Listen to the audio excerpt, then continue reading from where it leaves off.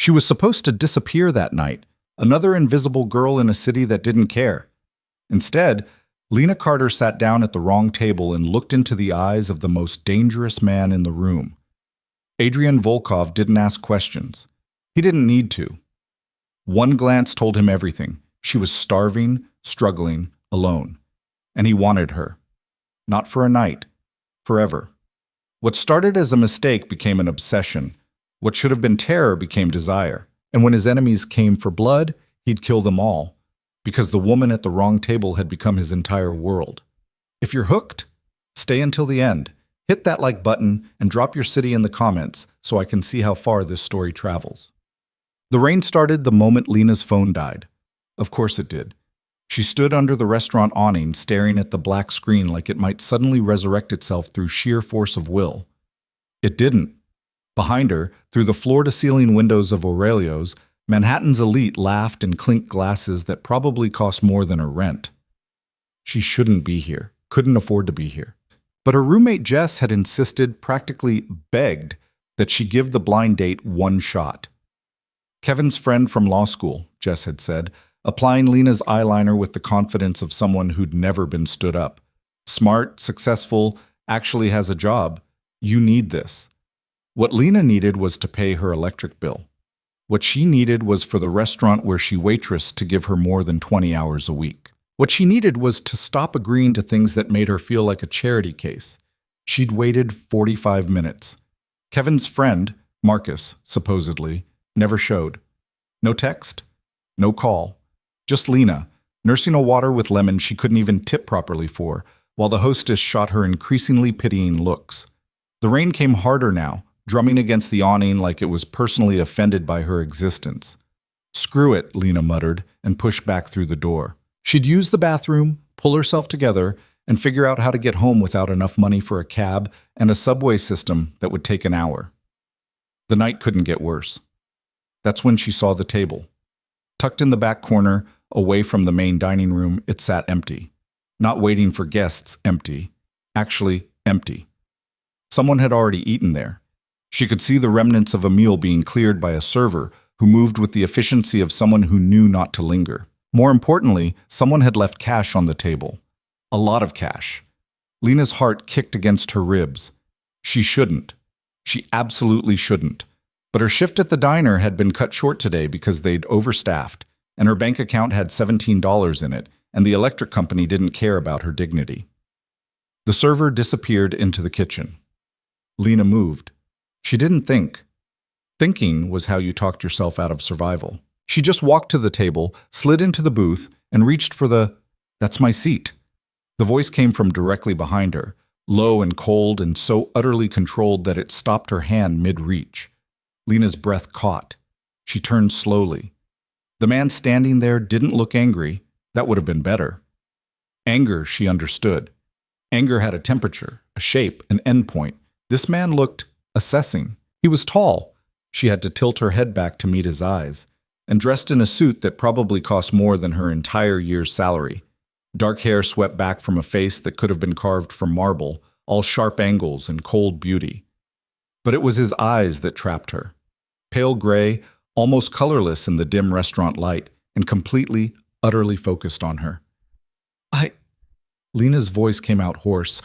"I'm sorry, You thought the table was empty." He didn't move, didn't blink. It wasn't. I see that now. She started to slide out of the booth, her face burning. "I'll just stay." The single word hit like a command. Not harsh, not loud, but absolute. Lena froze, half standing, caught between the seat and escape. The man moved then, circling to the other side of the table with a predator's grace. He sat down across from her, those pale eyes never leaving her face. "Sit," he said again. Every instinct screamed at her to run. This was wrong. He was wrong. Everything about this moment felt like standing at the edge of a cliff in the dark, knowing one more step would send her plummeting. But Lena was so tired of running, so tired of being invisible, inconsequential, easily forgotten, and this man, whoever he was looking at her like she was the only person in the room. She sat. For a long moment, neither of them spoke. The sounds of the restaurant faded into background noise, laughter, conversation, the soft clink of silverware on china. All of it distant, unimportant. "You're not supposed to be here," he said finally. It wasn't a question. "No," Lena admitted, "I'm not." "But you came anyway." "I had a—" She stopped, the word date dying in her throat because it sounded pathetic now, in front of this man who radiated the kind of power that made first dates seem like children's games. "It doesn't matter. He didn't show." Again, not a question. "How did he know? How did you—" "You've been sitting alone for 40 minutes, drinking water, checking your phone every 3 minutes until it died." He leaned back, and somehow the casual posture made him more intimidating, not less. "You're wearing a dress that doesn't fit you quite right, borrowed probably, and shoes that are giving you blisters. You kept glancing at the door, then you stopped." Lena's skin prickled. "You were watching me." "I noticed things." That's not an answer. Something flickered across his face, not quite a smile. "No, it's not." A server appeared at the table's edge, materialized like he'd been summoned by thought alone. Young, nervous, careful not to make eye contact with the man across from her. "Mr. Volkov, shall I—" "Bring everything," Volkov said, his eyes still locked on Lena. "She's hungry." The server vanished, Lena's pulse hammered. "I didn't say I was staying." "You didn't leave. You told me not to. And you listened." Now he did smile, but it was a dangerous thing, all edges and sharp amusement. "Interesting." "I'm not interesting. I'm just tired. Broke. Stupid enough to sit at a stranger's table because he had the kind of voice that made commands sound like gravity." "I should go." "You should eat." "I can't pay for—" "I didn't ask you to pay." He tilted his head slightly, studying her with an intensity that made her feel dissected. "When did you last have a real meal?" The question landed like a punch. Lena's jaw tightened. "That's none of your business." "You made it my business when you sat at my table." "I didn't know it was your table. I thought—" She stopped, shame burning through her chest because she knew exactly what she'd thought, what she'd been about to do. "You thought you'd take the money I left for the server." Still no judgment in his voice, just that terrible clinical observation. "You needed it." "Don't!" The word came out sharp. "Don't act like you understand." "I understand need." Something shifted in his expression, there and gone so fast she almost missed it. "I understand what it takes to survive in a city that would rather you disappear." Before Lena could respond, servers descended on the table like a well-choreographed dance. Plates appeared, appetizers, entrees, things she couldn't even name but that smelled like heaven and sin mixed together. Wine glasses, water, bread that was still warm, butter that melted on contact. It was obscene, excessive, more food than two people could possibly eat. Her stomach growled, loud enough that Volkov's eyes crinkled at the corners. "Eat," he said again, softer this time. "Please." That last word broke something in her. Maybe it was the gentleness. Maybe it was the fact that he'd said please like it cost him something. Or maybe it was just that she was starving and the food was right there, and she was so tired of being proud when pride didn't pay bills. Lena reached for the nearest plate. The first bite was transcendent. She'd forgotten food could taste like this, complex, layered, made with care instead of just necessity. She tried to eat slowly, to maintain some shred of dignity, but it was impossible. She was too hungry, had been hungry for too long. Volkov watched her eat, didn't touch his own food, just watched, with that same intense focus that should have made her uncomfortable, but somehow didn't. "What's your name?" he asked. She swallowed. "Lena. Lena Carter." "Lena." He said it like he was testing the shape of it.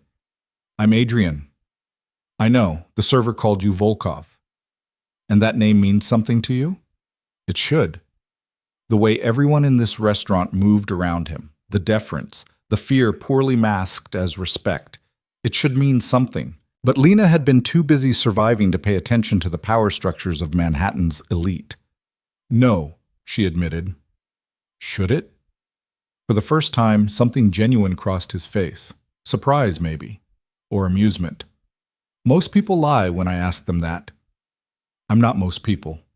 No, he agreed, his voice dropping lower. You're not. The weight of his attention was overwhelming. Lena forced herself to keep eating, to break eye contact, to remember how to breathe like a normal person, and not someone drowning. Why are you doing this? She asked finally. Feeding you? All of it. Letting me stay. Ordering enough food to feed an army. Looking at me like… She stopped, because she didn't have words for how he was looking at her. Like what? Like you can see through me. I can. He leaned forward, elbows on the table, and the movement brought him close enough that she could see flecks of darker gray in his eyes. You're exhausted, working 2, maybe 3 jobs that don't pay enough, living with a roommate who means well but doesn't understand why you can't just put yourself out there more. You haven't bought yourself anything new in months. Those shoes, you've repaired them yourself, haven't you? The heel. Lena's throat tightened. She had, with superglue and hope, because new shoes cost money she didn't have. You're running on empty, Adrian continued, his voice soft and relentless. And tonight, someone who was supposed to show you basic human decency couldn't even be bothered to send a text. So you sat in an expensive restaurant, drinking free water, wondering how you'd get home. And then you saw money on a table and thought, just for a second, about taking it. Stop. Her hands were shaking now. She pressed them flat against the table. Just stop. Why? Because I'm right? Because you don't know me. You can't just look at someone and… But I did. He reached across the table, and Lena's breath caught as his fingers brushed hers. Not grabbing, just touching, light as a question. I saw you the moment you walked in. You didn't belong here, and you knew it, but you came anyway because someone convinced you that you should try, that you should want this. His thumb traced the inside of her wrist, and her pulse jumped against his skin. But you don't want this, Adrian said. You want to not be hungry. You want to pay your bills without choosing between electricity and food. You want someone to see you as more than… What do you do, Lena? Waitress? Diner off Route 9. The words came out automatic. And I walk dogs. Sometimes I clean apartments. 3 jobs. Sometimes 4. There's a bookstore that needs weekend help. His expression darkened. Not with pity, she couldn't have stood pity, but with something else. Something that looked almost like anger, except it wasn't directed at her. The man who stood you up tonight, Adrian said carefully. What's his name? It doesn't matter. It does to me. The intensity in his voice made her shiver. Why? Because I want to know who was stupid enough to leave you waiting. You don't even know me. I know enough. His hand was still on hers, warm and steady and sure. I know you're proud enough to sit in a restaurant you can't afford rather than admit you've been stood up. I know you're desperate enough to consider stealing, but honest enough that you couldn't actually do it. I know you're smart enough to recognize danger when you see it. Are you dangerous? The question hung between them. Adrian's smile was slow, sharp. Very. Lena should have pulled her hand back, should have stood up, walked out, gone back to her small apartment and her overdrawn bank account and her safe, invisible life. She didn't. Why are you really doing this? She asked again. I told you you were hungry. That's not a reason to feed a stranger, isn't it? He tilted his head, studying her. What if I said I was bored? That watching you try so hard to maintain dignity while falling apart was the most interesting thing I'd seen in months? I'd say you're cruel. I am, sometimes. No hesitation, no apology. But not to you, not tonight. Why not? The question seemed to surprise him. He went quiet for a moment, his thumb still tracing idle patterns on her wrist, his eyes distant like he was trying to solve a puzzle he hadn't expected to encounter. I don't know, he admitted finally. But I'd like to find out. A server appeared, silent and efficient, clearing plates. More food came. Dessert, coffee, small, perfect things that looked like art and tasted like sin. Lena ate. Not because she was still hungry, the hollow ache had faded, but because every bite felt like defiance, like proof that she existed, that she mattered, that for one night she could sit in a place like this and not apologize for it. Adrian asked her questions, not prying ones, just questions. What did she study in college? English literature, before the money ran out. Yeah, where was she from originally? Ohio, a town too small to matter. Did she like the city? Sometimes, when it wasn't crushing her. She asked him nothing. Somehow that felt safer. As long as she didn't know who he really was, what he really did, she could pretend this was normal. Just two people sharing a meal. But nothing about Adrian Volkov was normal. The way servers moved around him, never too close, never making eye contact unless necessary. The hushed quality that fell over nearby tables when he shifted. The sense that violence lived just beneath his expensive suit, sleeping but never tame. You're afraid of me, he observed, 2 hours into a meal that should have lasted 40 minutes. Yes, but you're still here. Yes. Why? Lena set down her coffee cup, meeting his eyes. Because I'm more afraid of going back out into the rain with nowhere to go and $17 in my account. The honesty felt like bloodletting, painful and necessary. Adrian's expression shifted. Something almost like respect flickered across his face. $17, he repeated, give or take. She laughed, but it came out bitter. So yes, I'm afraid of you, but I'm more afraid of being invisible. And you, whatever else you are, you see me. I do. He leaned back, his eyes never leaving hers. What if I offered you a solution? Lena's stomach dropped. What kind of solution? The kind where you don't have to choose between electricity and food, where you don't work yourself to death for pocket change, where you're not invisible. Nothing's free. No, he agreed. It's not. What would it cost? Adrian was quiet for a long moment. The restaurant had started to empty around them, the late-night crowd thinning. Soon they'd be asked to leave, and this strange, suspended reality would end. Your time, he said finally. Your company. Your trust. Those are big things. I'm offering big things in return. Like what?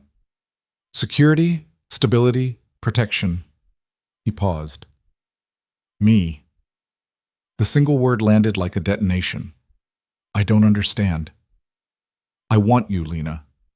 No hesitation, no shame, just pure, direct honesty. I've wanted you since I watched you sit alone, too proud to cry, too tired to leave. I want to feed you, clothe you, keep you. I want to wake up knowing you're safe. I want to own the space you occupy. Her heart was a hammer. That's insane. You don't know me. I know enough, and I'll learn the rest. He stood, moving around the table with that same predatory grace. He offered his hand. Come with me tonight. Let me show you what I'm offering.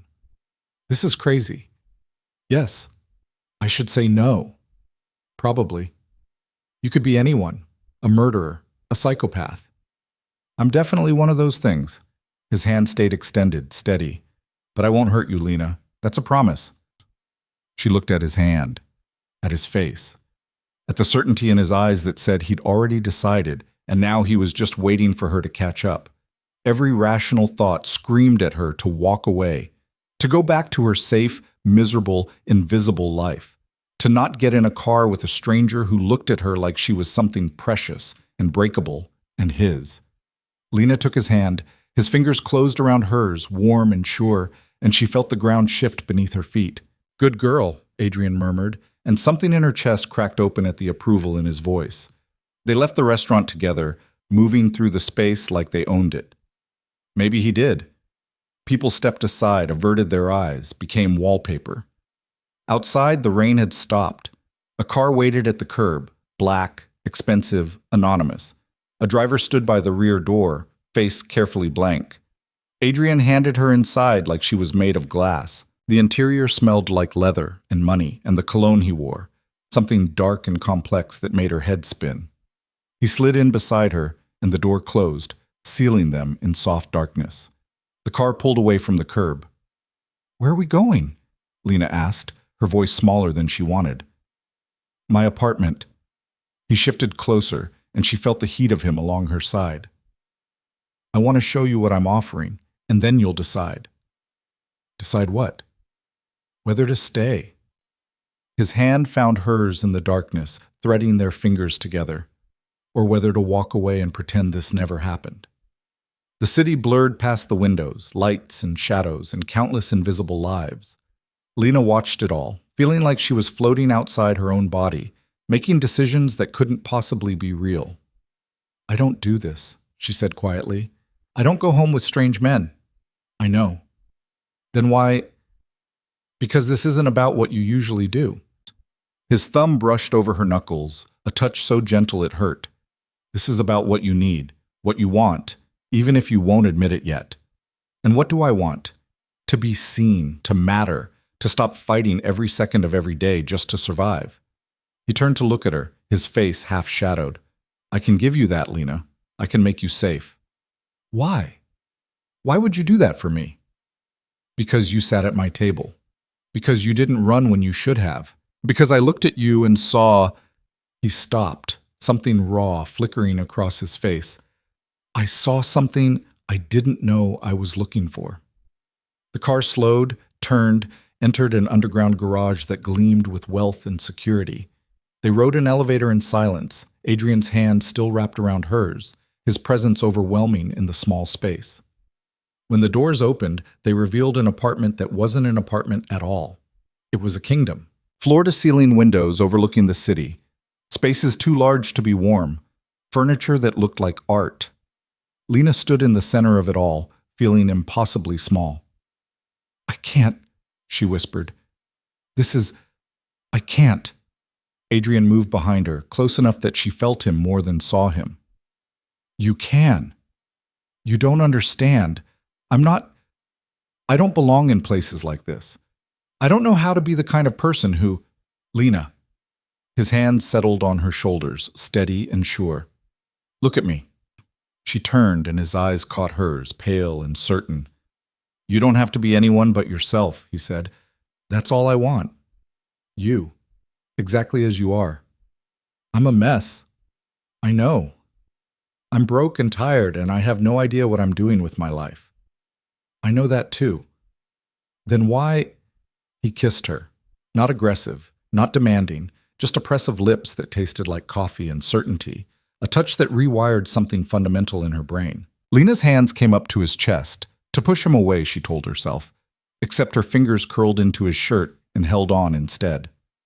When he pulled back, she was breathing hard. "Stay tonight," Adrian said against her lips. "Just tonight. Let me take care of you. And tomorrow, if you want to leave, I'll put you in a car and you'll never see me again.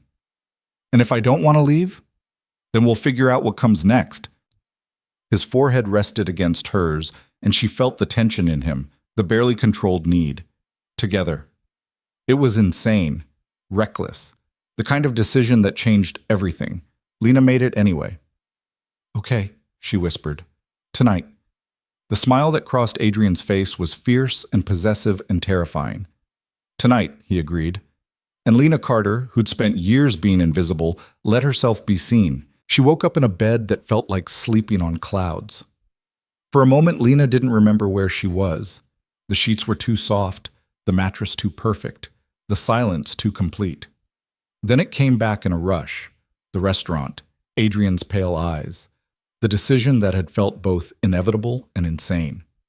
She sat up fast, her heart racing.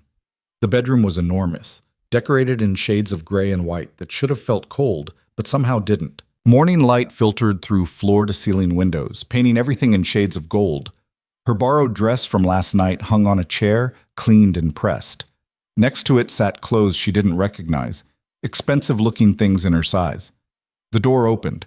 Lena grabbed the sheet, pulling it up to her chest, even though she was still fully clothed in the t-shirt and pajama pants Adrian had given her last night. He'd been a perfect gentleman, showing her to a guest room, making sure she had everything she needed, then disappearing with a simple "sleep well." But the man who entered now wasn't Adrian. He was older, maybe 60, with silver hair and the kind of posture that spoke of military training. He carried a tray that smelled like coffee and fresh bread. "Good morning, Miss Carter." His accent was faint, Eastern European maybe. "Mr. Volkov asked me to bring you breakfast." "Who are you?" "Victor. I manage the household." He set the tray on the bedside table with practiced efficiency. Mr. Volkov is in a meeting but asks that you make yourself comfortable. The clothes are for you. There's a shower through that door. Take your time." He was gone before she could formulate a response. Lena stared at the tray. Fresh fruit, pastries that looked handmade, coffee that smelled like it cost more per cup than she made in an hour, orange juice in crystal, cream in a small ceramic pitcher. Her phone sat next to the tray, fully charged. She grabbed it, her hand shaking slightly. 17 missed calls from Jess. 43 texts. The most recent one read, "If you're dead, I'm going to kill you." Lena typed quickly, "Not dead, long story, I'm okay." The response was immediate. "Where are you?" How did she even answer that? She looked around the room, at the wealth casually displayed, at the view of Manhattan spread out below like a kingdom. "Safe," she typed finally. "I'll explain later." She put the phone down before Jess could respond and picked up the coffee instead. It was perfect. Exactly the right temperature, the right strength. Like someone had been paying attention to how she took her coffee at the restaurant last night. The thought should have creeped her out. Instead, it made something warm unfurl in her chest. The shower was a revelation. Water pressure that felt like heaven, products that smelled expensive, towels so soft they felt illegal. Lena took her time, letting the hot water work out knots she'd been carrying for months. When she finally emerged, she felt almost human. The clothes fit perfectly. Dark jeans that actually flattered her, a soft sweater in deep green, undergarments still in packaging that she tried not to think too hard about. Even the shoes, simple flats that didn't pinch or rub. She studied herself in the mirror. She looked different. Not transformed exactly, just less tired, less invisible. The apartment was quiet when she ventured out. Her bare feet sank into carpet that probably cost more than a car. She followed the smell of coffee to a kitchen that looked like it belonged in a magazine, all marble and stainless steel in space. Adrian stood at the counter, phone pressed to his ear, speaking in rapid Russian. He was dressed for business now. Different suit, same aura of controlled power. When he saw her, something in his expression shifted, softened. He held up one finger, "Wait," and continued his conversation. Lena caught words here and there, her college Russian rusty, but enough to pick up tone. He was angry about something, though his voice stayed level. Someone had disappointed him. That person should be worried. He ended the call and set the phone down. "You're awake." The breakfast was, "Thank you." The formality felt strange after last night's intensity. "I should probably go. I have a shift at—" "No, you don't." Lena blinked. "Excuse me?"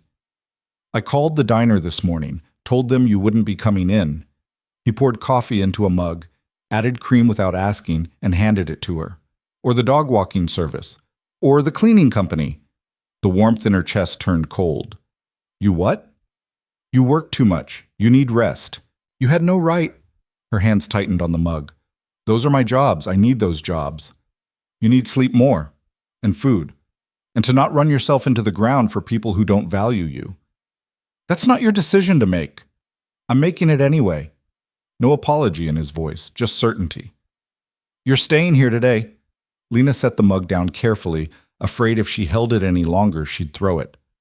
"I agreed to one night. That's it. I didn't sign up for you controlling my life. I'm not controlling your life. I'm taking care of you. I don't need taking care of." "Yes," Adrian said quietly, "you do." The words hit like a slap. Because he was right, and that made it worse. She did need help, desperately, but accepting it from him felt like giving up something she couldn't name. "I can't just—" She gestured helplessly at the apartment, at him, at everything. "I have responsibilities, bills, a roommate who's probably filing a missing person report right now. Call her. Tell her you're fine. The bills are handled." "What does that mean?" Adrian pulled out his phone, tapped the screen a few times, then showed it to her. A banking app. Her banking app. Except the balance didn't read $17 anymore. It read $50,000. Lena's vision swam.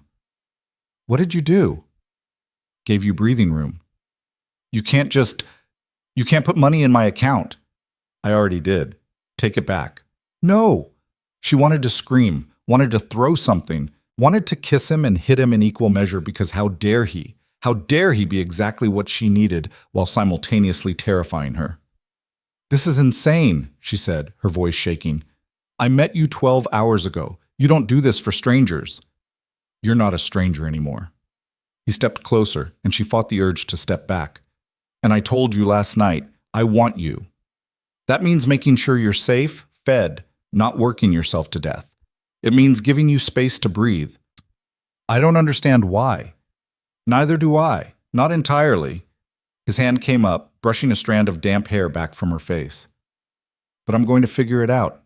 And so are you. What if I want to leave?" "Then you leave. The money's yours either way. I'm not trying to trap you, Lena. I'm trying to give you a choice you've never had before." "What choice?" "To not be desperate. To decide what you want based on want, not need." His thumb traced the line of her jaw. "Stay today. Let me show you what this could be. And if by tonight you want to walk away, I'll accept that." "You will?" Something dark flickered through his eyes. "I'll accept it. I won't like it. But I won't stop you." The distinction felt important, dangerous. "One day?" Lena said. "One day." He was lying. They both knew it. One day would become 2, then 3. Then she'd lose count because time moved differently in his orbit. But for now, the lie felt necessary, safe. "I need to call Jess. Use the study. Second door on the left." He released her, stepping back. "I have meetings until this afternoon. Victor will get you anything you need. Make yourself at home." Then he was gone, leaving her standing in a kitchen worth more than everything she'd ever owned combined, holding coffee that had gone cold. The study was all dark wood and leather, books lining the walls in languages she recognized and some she didn't. Lena curled into a chair by the window and called her roommate. Jess answered on the first ring. "Where the hell have you been?" "I'm okay, I promise. Something came up." "Something? Lena, you disappeared. Marcus texted this morning saying he never even showed up because he got the restaurant wrong, and I've been calling you for hours." "Wait." Lena sat up straighter. "He got the restaurant wrong?" "Yeah, he was at some Italian place in Brooklyn. Apparently there are 2 Aurelios, and is that really what you're focusing on right now? Where are you?" Lena looked around the study, at the original artwork on the walls, at Manhattan spread out below. "I'm safe. I met someone." Silence. Then, "You met someone at the restaurant?" "Yes." "And you went home with him?" "Yes." "Lena, I know how it sounds. It sounds like you've lost your mind. You don't do this. You're the responsible one. You're the one who lectures me about stranger danger, and I know." Lena closed her eyes. "I know, okay? But Jess, it's different."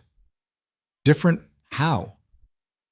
How did she explain Adrian? The way he looked at her like she mattered? The casual way he'd eliminated every source of stress in her life without asking permission? The feeling that she'd stumbled into something bigger than herself, something that would either save her or destroy her.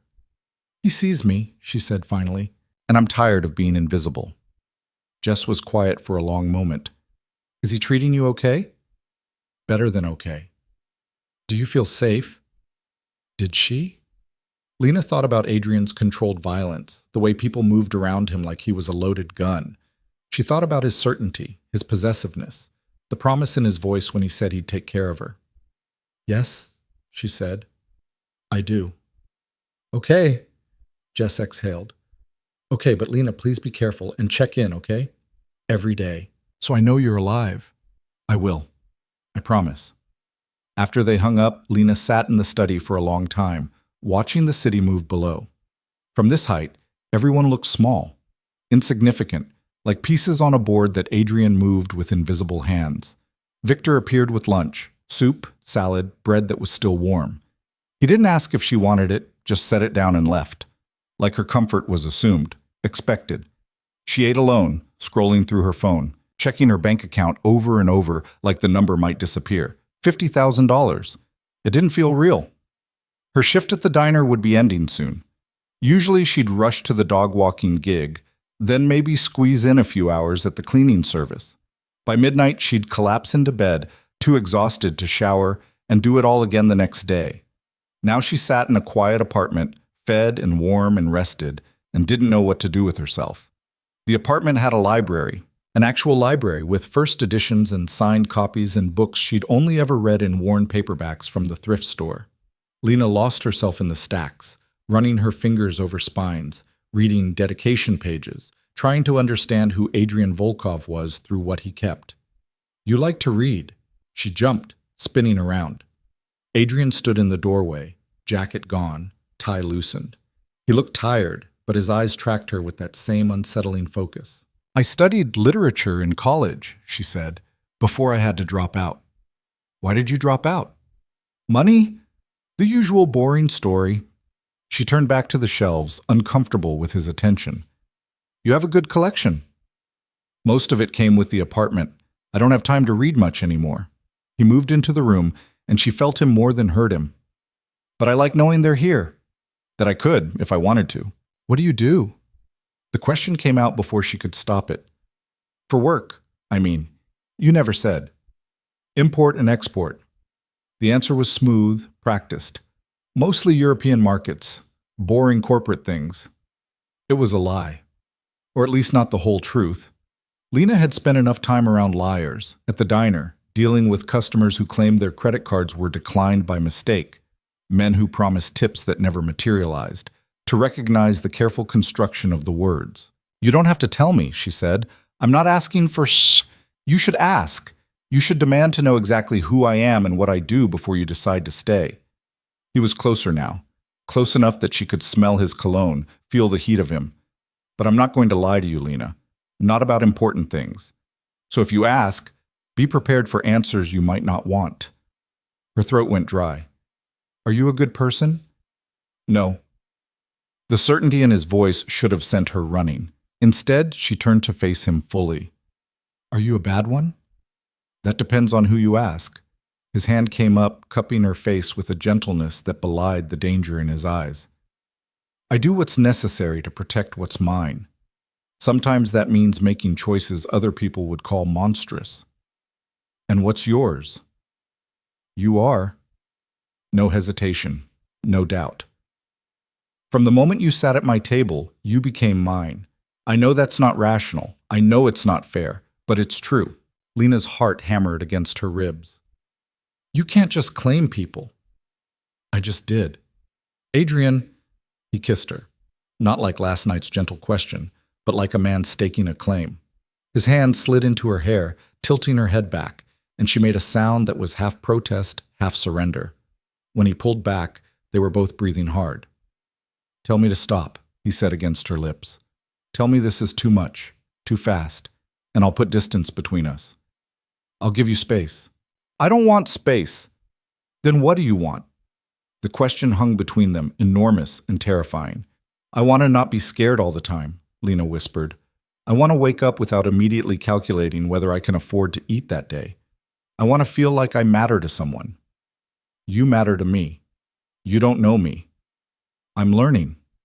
His forehead rested against hers. "Stay, Lena. Not just today. Really stay.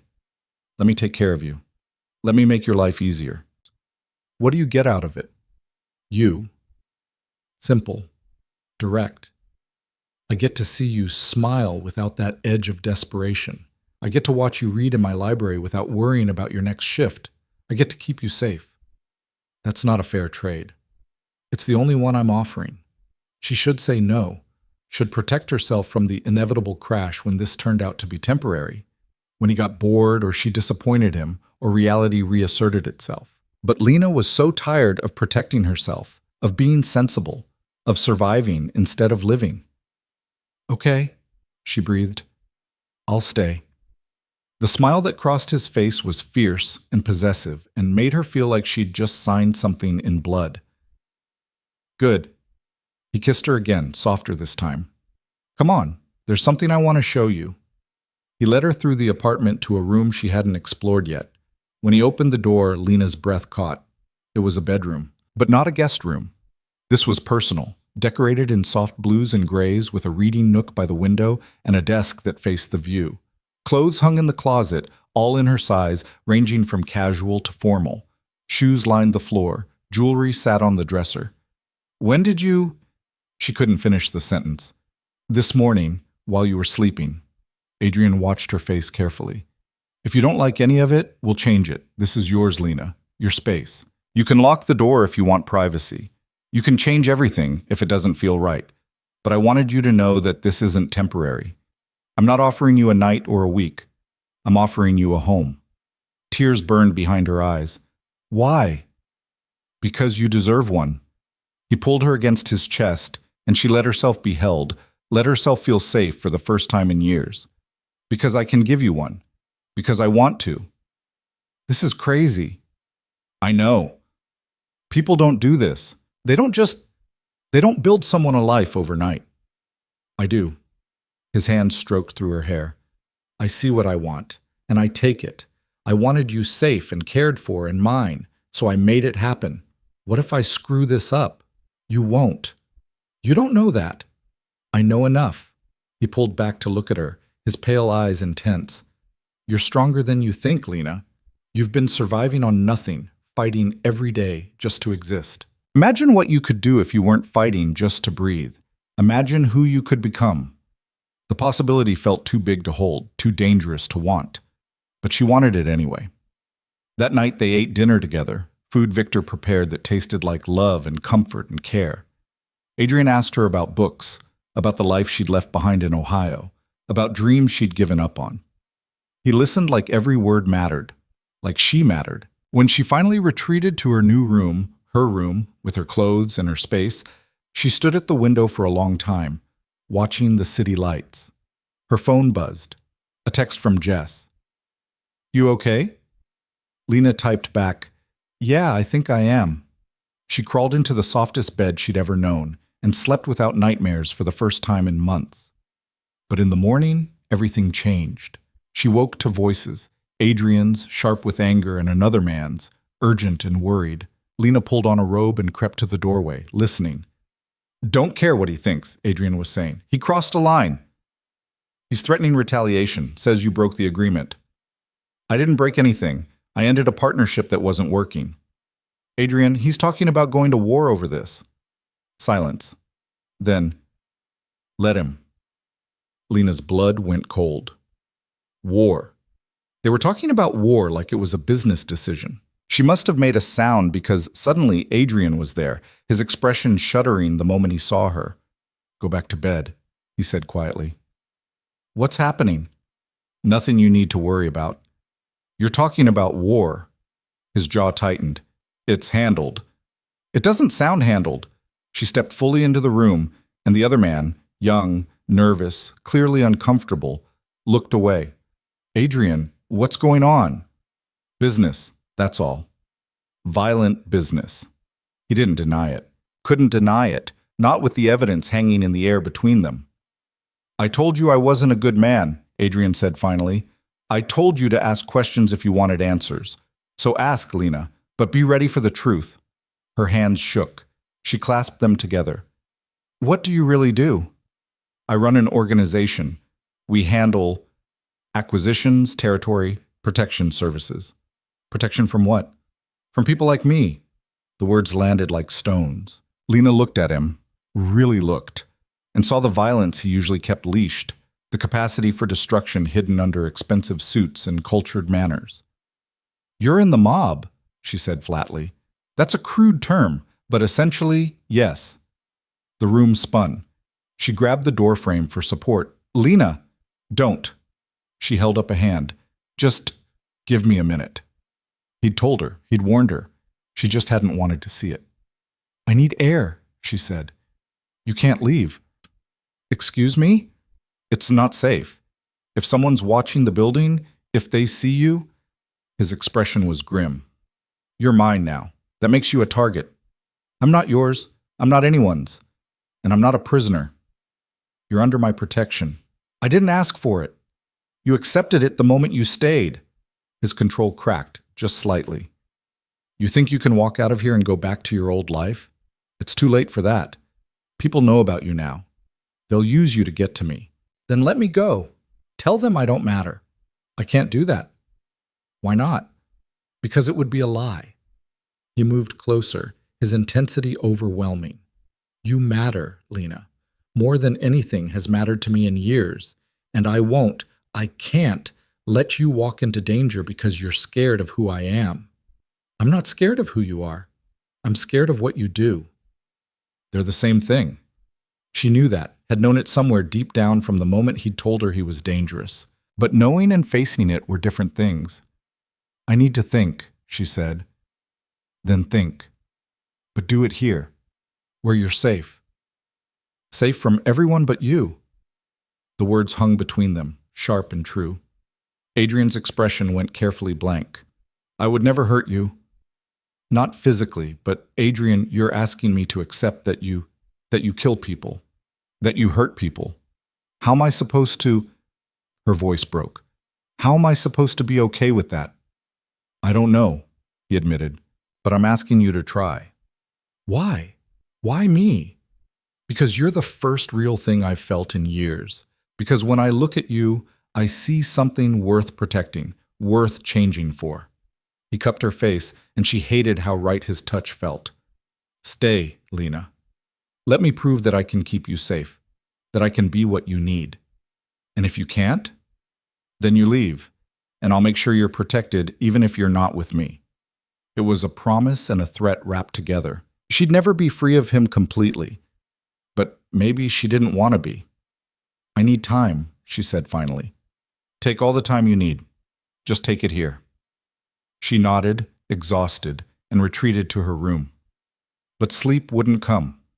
She lay in the dark, listening to Adrian move through the apartment, fielding calls in harsh Russian, preparing for whatever war was coming. And she realized with stunning clarity that she was already in too deep to walk away. 3 days passed in careful silence. Lena stayed in her room mostly, venturing out only when hunger forced her to. Victor brought meals on a schedule she hadn't requested, always perfectly timed, always exactly what she didn't know she wanted. Adrian gave her space, though she felt his presence constantly. The low murmur of phone calls through walls, footsteps in the hallway at odd hours. The weight of his attention even when he wasn't in the room. On the fourth morning, she found him asleep on the couch in the living room, still dressed in yesterday's clothes, phone clutched in one hand like a weapon. He looked different asleep. Younger. The hard edges of his face softened into something almost vulnerable, almost human. Lena stood there longer than she should have, studying him, trying to reconcile the man who'd fed her with gentle hands and the man who spoke casually about war. They were the same person. That was the part she couldn't quite process. His eyes opened, finding her instantly. No grogginess, just immediate, complete awareness. You're staring, he said, his voice rough with sleep. You fell asleep out here. Didn't want to be too far away. He sat up, running a hand through his hair. In case you needed something. Or in case I tried to leave. That too. No apology, just honesty. Lena moved to the windows, looking out at the city waking up below. Is the war happening? We're negotiating. What does that mean? It means Dmitry Kozlov is deciding whether his pride is worth dying for. Adrian stood, moving to stand beside her. Not touching, but close. He thinks I disrespected him. Ended our partnership without proper notice. Did you? Yes. Why? Adrian was quiet for a long moment. Because he wanted to expand into territories that would have required hurting people who didn't deserve it. And I'm trying to... He stopped, jaw tight. I'm trying to be less of a monster. The admission cost him something. She could hear it in his voice. Because of me, Lena said. Because of you. That's not fair. You can't put that on me. I'm not putting it on you. I'm choosing it because of you. There's a difference. He turned to face her fully. For years, I did what was necessary. Built an empire on fear and violence because that's how you survive in this world. But then you sat at my table and I saw... His hand came up, hesitating before touching her face. I saw someone worth being better for. I didn't ask you to change. I know. That's why it matters. Lena closed her eyes against the intensity of his gaze. What if you can't? What if this is who you are, and trying to be something else just makes it worse? Then I fail. But at least I tried. And what happens to me while you're trying? What happens when someone like Kozlov decides I'm the easiest way to hurt you? I keep you safe, no matter what it costs. That's what I'm afraid of. She opened her eyes, and he was so close, so solid, so certain. I'm afraid of how far you'll go, of what you'll do in my name. I'd do anything. I know, that's the problem. Adrian's phone buzzed, shattering the moment. He glanced at the screen and something dangerous flickered across his face. I have to take this. He disappeared into his office, and Lena was left standing at the window, feeling like she was watching a storm gather on the horizon. Victor appeared with breakfast, setting it down on the dining table without comment. But before he left, he paused. Miss Carter, may I say something? Lena turned, surprised. Victor rarely spoke beyond the necessary. Of course. I've worked for Mr. Volkov for 15 years. I've seen him make difficult choices, necessary ones, but I've never seen him hesitate before. Victor's expression was carefully neutral. Until you make him hesitate. Consider alternatives. That's a rare gift. Or a dangerous weakness. Perhaps both. Victor inclined his head slightly. But weakness can be strength in the right context. A man who has nothing to lose is predictable. A man protecting something precious is far more formidable. He left before she could respond. Lena picked at her food, Victor's words circling in her head. She was still sitting there when Adrian emerged from his office, his expression grim. Pack a bag, he said without preamble. Her stomach dropped. Why? We're leaving the city for a few days. There's a place upstate, secure, away from... He stopped, choosing his words carefully. Away from complications. Adrian, what happened? Kozlov made his choice. He's pushing forward. Adrian's voice was flat, controlled, but she could hear the violence underneath. I need you somewhere safe while I handle it. Handle it how? However I have to. Lena stood, her chair scraping against the floor. You're going to kill him, if necessary. And if I ask you not to? His eyes met hers, and she saw the answer before he spoke.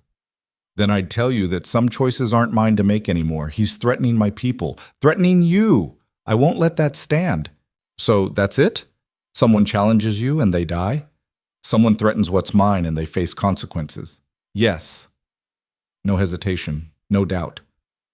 I won't apologize for protecting you, Lena. Not to him. Not to anyone. I didn't ask you to protect me. You didn't have to. His control cracked, voice rising. You sat at my table, vulnerable and struggling and so damn determined not to show it. And I decided right then that no one would hurt you again. Not landlords, not employers who underpay you, not men who stand you up, and sure as hell not Russian mobsters with delusions of power. The silence after his outburst was deafening. Lena's hands shook. You can't just decide that. You can't just claim someone's life and reshape it without permission. I already did. Then unclaim it. Let me go. No. The single word was absolute, final. You're holding me prisoner. I'm keeping you alive. He moved closer, and she forced herself not to retreat. Kozlov knows about you now. His people have been watching this building. They know you're important to me. If I let you walk out that door, you'd be dead or taken within an hour. You're lying. Am I? He pulled out his phone, swiped through photos, then held it out to her. The images made her blood run cold. Her leaving the building with Victor 3 days ago to get fresh air. Her at the coffee shop down the street. Her looking in a bookstore window, unaware she was being photographed. In every photo, she was centered, targeted. When were these taken? Her voice came out small. Over the past 72 hours, they're building a file, learning your patterns, waiting for the right moment. Nausea rolled through her stomach. Why didn't you tell me? Because you were already pulling away. Already questioning whether staying was worth it. I didn't want to scare you more than I already had. His jaw tightened. But I won't let you walk into danger blind. So yes, we're leaving. Yes, I'm going to handle Kozlov. And yes, you're going to hate me for it. But you'll be alive to hate me, and that's all that matters. Lena sank back into her chair, her legs suddenly unreliable. This is insane. My life it was hard, but it was mine. It was safe. Your life was slowly killing you. You were one bad month from being homeless, one illness from catastrophe.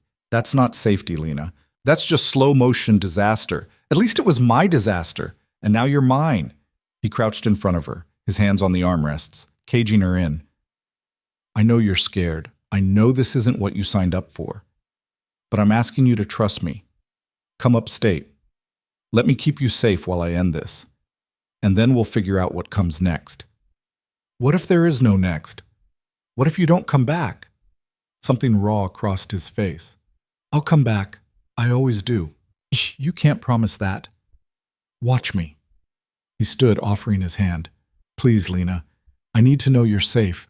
I can't think clearly if I'm worried about you. She looked at his hand, at his face, at the desperate certainty in his eyes. This was the moment, the choice that would define everything that came after. She could refuse, demand to leave, take her chances with Kozlov's people and whatever life she could rebuild from the ashes. Or she could take his hand and step fully into his world, knowing there might not be a way back out. Lena took his hand. Relief flooded his expression, quickly controlled. Thank you. Don't thank me yet. I'm still angry with you. I can live with that. They left within the hour. Victor drove them in an unmarked SUV with windows tinted so dark the city disappeared into shadows. Adrian spent the ride on his phone, speaking in rapid Russian to people whose names Lena didn't recognize, planning, strategizing, preparing for war. She watched the landscape change from concrete to trees, city to country, feeling like she was being erased from the world she knew. The house upstate wasn't a house. It was a compound, sprawling and modern, set back from the road behind gates and walls, and enough security to make a prison jealous.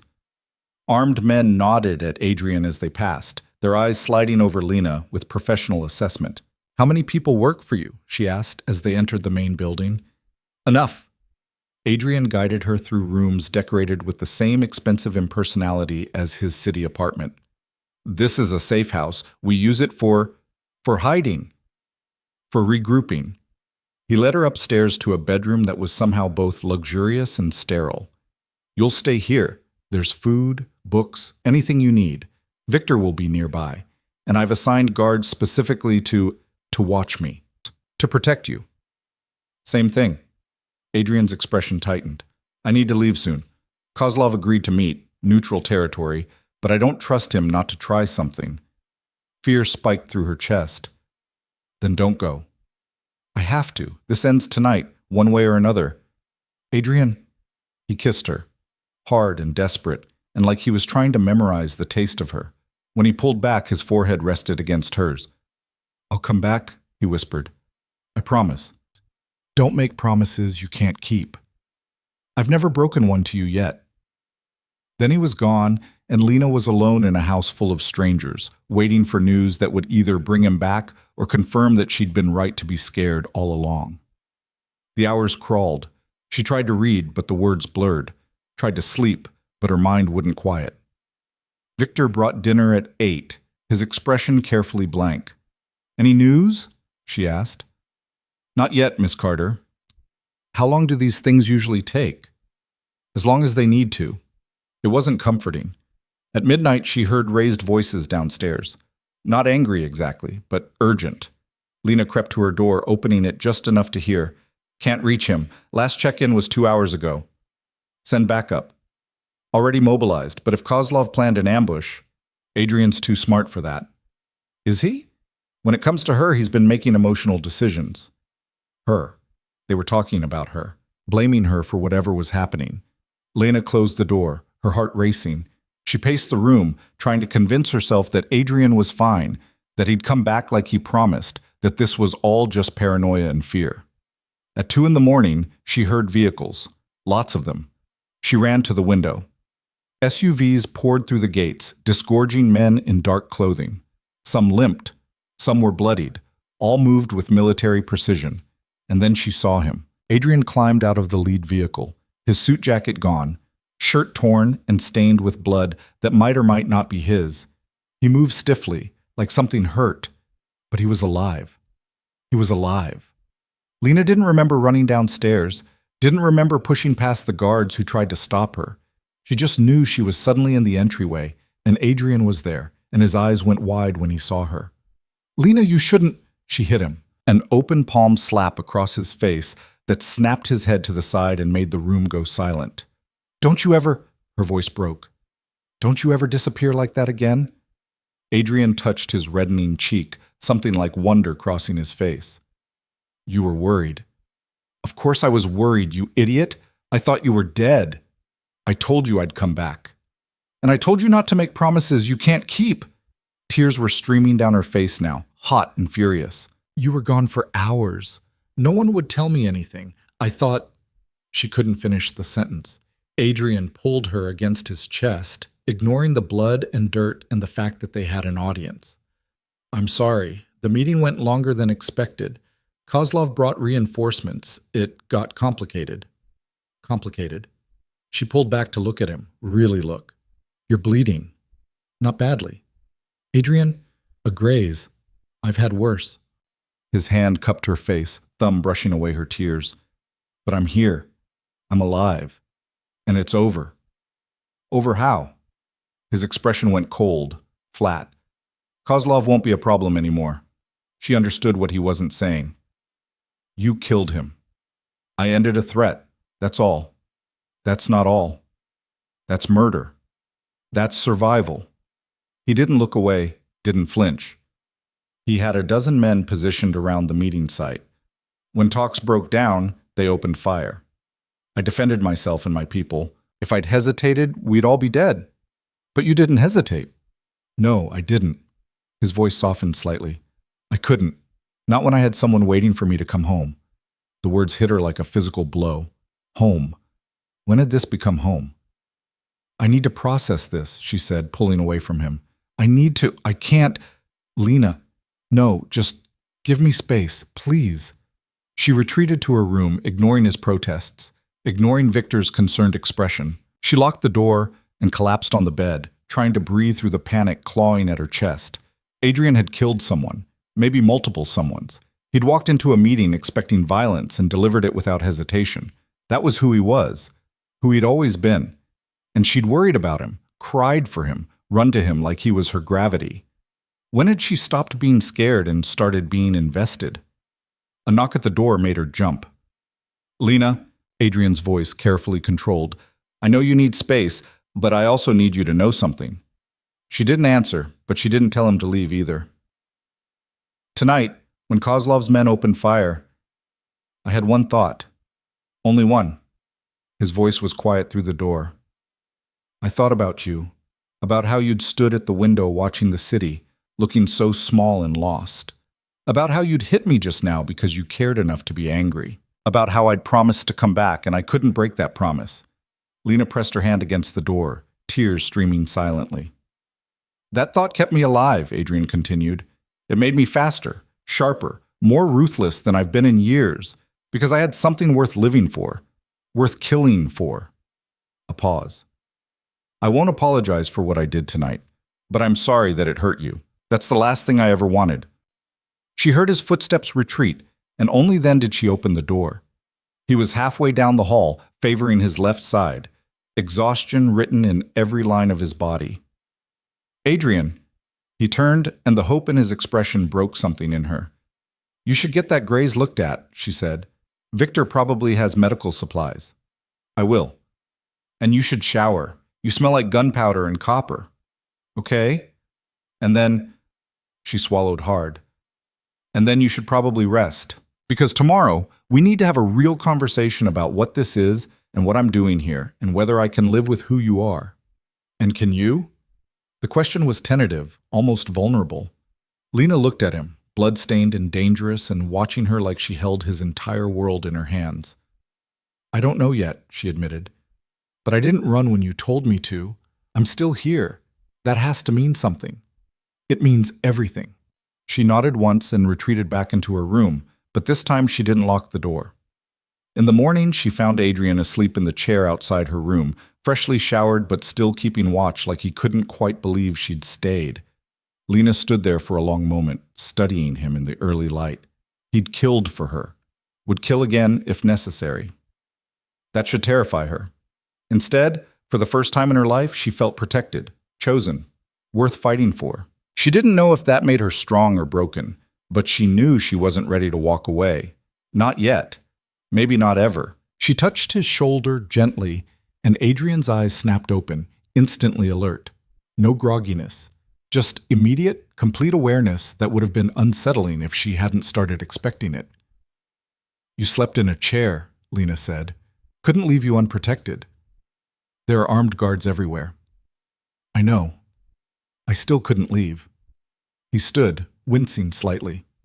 The graze on his side was bandaged now, white gauze visible through his thin t-shirt. "How are you?" "That's my question." "You're the one who got shot." "Grazed. There's a difference." "Not much of one." She crossed her arms, studying him. "We need to talk." "I know." He gestured toward the stairs. "Coffee first?" They sat in the compound's kitchen, a space too industrial to feel homey but warmer than the rest of the house. Victor had left fresh pastries and fruit, disappearing before either of them arrived, giving them privacy or maybe just avoiding the tension that crackled between them. Lena wrapped her hands around her mug, gathering her thoughts. "I can't keep doing this. The not knowing. The surprises. If I'm going to stay, and I'm not saying I am, but if I even consider it, I need honesty. Complete honesty." "What do you want to know?" "Everything. What you really do. How bad it is, what I'm signing up for if I stay." Adrian was quiet for a long moment, his fingers tracing the rim of his cup. When he spoke, his voice was measured. "Careful. My father built an empire on violence. Protection rackets, gambling, weapons. He was brutal, efficient, and everyone feared him.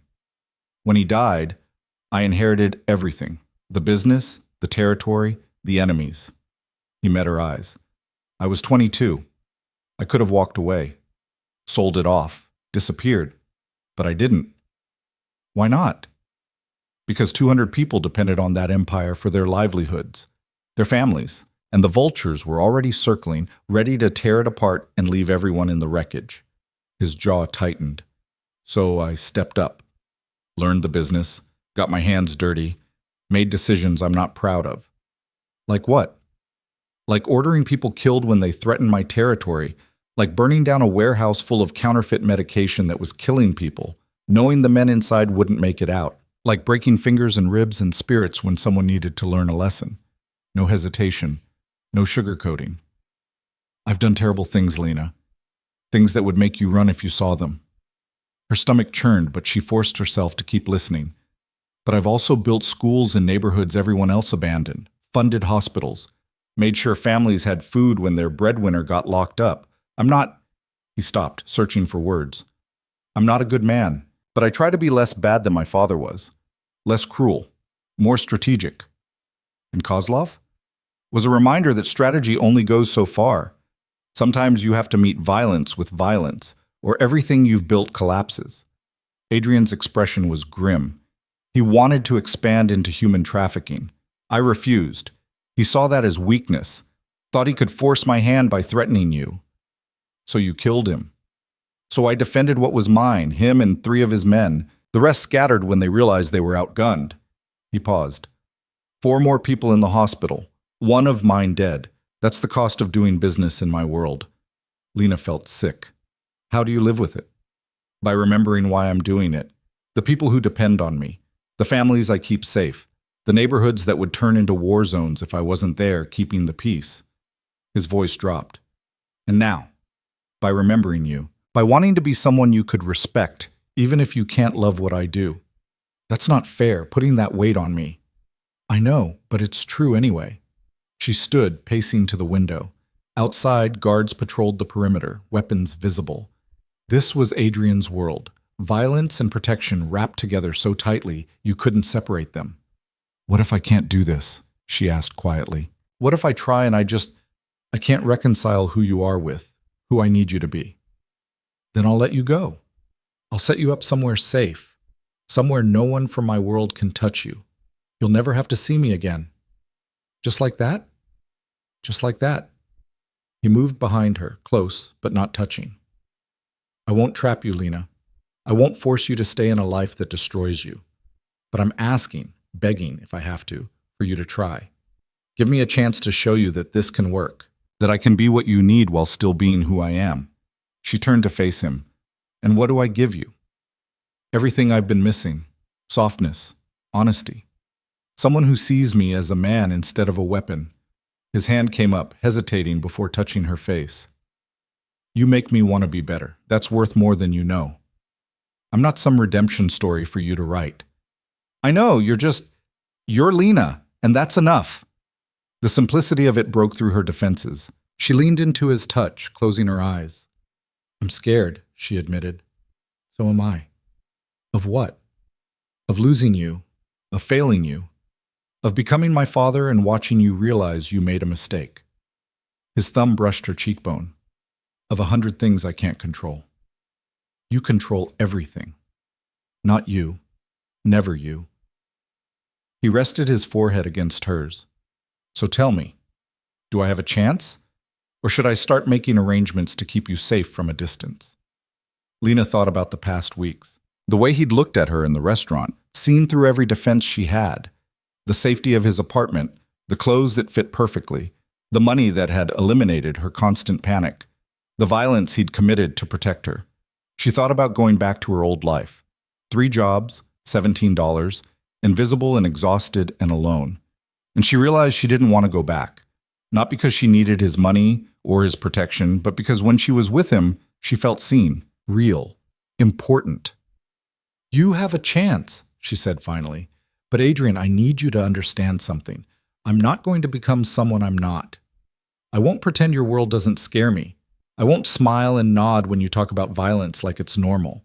If this is going to work, you have to let me be angry when I need to be. Scared when I need to be. You can't smooth over the hard parts. I won't. I promise. Relief flooded his expression. Thank you. Don't thank me yet. I might still change my mind. Fair enough. He kissed her forehead, gentle and careful. Can we go back to the city? I have work to do, and you hate it here. I don't hate it. You've been staring at that book for 3 days without turning a page. You hate it. She couldn't help but smile. Yeah, okay. I hate it. They returned to Manhattan that afternoon, the city welcoming them back with noise and chaos and the comfortable anonymity of millions. The apartment felt different now, less like a cage and more like a refuge. Lena had made a choice, and that changed everything. Over the next weeks, she learned the rhythms of Adrian's life. He left early for meetings she didn't ask about, returned late smelling like cigars and tension. Sometimes he came back with bruised knuckles, sometimes with blood on his collar that he'd change before thinking she could see. But he also came back to her. Always. Like she was the fixed point in his orbit. He took her to restaurants where people whispered his name, theaters where the best seats appeared without reservation, galleries where art dealers treated him like royalty. He introduced her to his world carefully, watching for signs she was overwhelmed. She met his people. Victor, who she'd already grown comfortable with. Sergei, his head of security, who looked at her with undisguised suspicion until Adrian made it clear she was off limits for assessment. Maria, who ran his legitimate businesses and treated Lena with cautious warmth. And she started to understand the complexity of what Adrian had built. Yes, there was violence. Yes, there was crime. But there was also order, protection, a code that meant families could sleep safely in neighborhoods other organizations would have bled dry. He's not what you expected, is he? Maria asked one afternoon over coffee. Adrian had arranged for them to meet, clearly hoping they'd become friends. No, Lena admitted. I don't know what I thought. A monster, maybe. He can be, when necessary. Maria stirred her coffee thoughtfully. But Adrian is also the man who paid for my daughter's cancer treatment when I'd only worked for him 3 months. Who makes sure every family has a Christmas bonus that actually means something. Who refuses to let drugs into the neighborhoods he controls because he saw what they did to his cousin. He doesn't talk about his family much. That's because most of them are dead. His father, mother, 2 brothers. This business, it takes everything if you let it. Maria's expression was serious. You're good for him, Lena. I've never seen him hesitate before making a decision, never seen him question whether violence was necessary. You make him think. That's dangerous for him, but good for everyone else. The words echoed what Victor had said weeks ago. Lena was changing him, whether she meant to or not. 2 months in, Adrian took her to a charity gala. She wore a dress that cost more than her old annual salary, felt like an imposter among Manhattan's elite, and nearly turned around 3 times before they even entered the building. "You're beautiful," Adrian murmured, his hand at the small of her back. "Stop worrying. Everyone's staring. They're supposed to. You're stunning. They're staring because they're wondering who I am, why you're with me. Let them wonder." He guided her through the crowd with easy confidence. Their opinions don't matter. But they did matter, at least a little. Lena heard the whispers, saw the calculated looks from women who'd clearly had their own designs on Adrian Volkov. She was the outsider, the nobody who'd somehow landed the city's most dangerous eligible bachelor. She was using the bathroom, trying to calm her racing heart, when 2 women entered. Designer dresses, perfect makeup, voices that carried the confidence of old money. "Did you see her?" one said. "The girl Adrian brought." "She's nobody." "I looked her up. No family, no connections, worked at a diner before he, the woman laughed. "I give it 3 months. He'll get bored. Or she'll see who he really is and run. Remember what happened to Katerina. Poor thing, though she should have known better than to ask questions." They left without ever knowing Lena had heard. She stood there, gripping the marble counter, trying to breathe through the anxiety clawing at her chest. Who was Katerina? What had happened to her? Adrian was waiting when she emerged, his expression immediately concerned. "What's wrong?" "Who's Katerina?" His face went carefully blank. "Where did you hear that name?" "Answer the question." He glanced around the crowded ballroom, then took her hand. "Not here. Come on." He led her to a private balcony, away from prying eyes and listening ears. The city sprawled below them, indifferent to their drama. "Katerina was someone I was involved with, years ago, before I met you." Adrian's voice was controlled. "She wanted more than I could give. Started asking questions about the business, about where I went at night. I warned her to stop. She didn't." "What happened to her?" "I ended it, paid her off. Made sure she was set up comfortably in California with enough money to start over." He met Lena's eyes. "She's fine. Married now, I think. But the relationship ended badly, and people talk. They think you hurt her. People think a lot of things about me. Most of them are true." His jaw tightened. "But I never hurt Katerina. I couldn't give her what she wanted. Love. A future. The parts of myself I keep locked away." "And me?" Lena's voice was small. "Can you give me those things?" "I don't know." Brutal honesty. "I've never felt this way before. Never wanted to. But with you, He stopped, searching for words. "I want to try. That's the best I can offer." It should have been devastating. It was, a little, but it was also real, which mattered more. "Okay," she said. "Okay? I'd rather have honest uncertainty than comfortable lies." She moved closer, and he wrapped his arms around her like she was precious. "Just don't compare me to her. Don't expect me to be like her or unlike her. I'm just me." "I know. That's why I want you." They stayed on the balcony for a long time, holding each other while the gala continued without them. Eventually they slipped out early, went home, and spent the night talking about everything and nothing until dawn painted the windows gold. 3 months became 4. 4 became 6.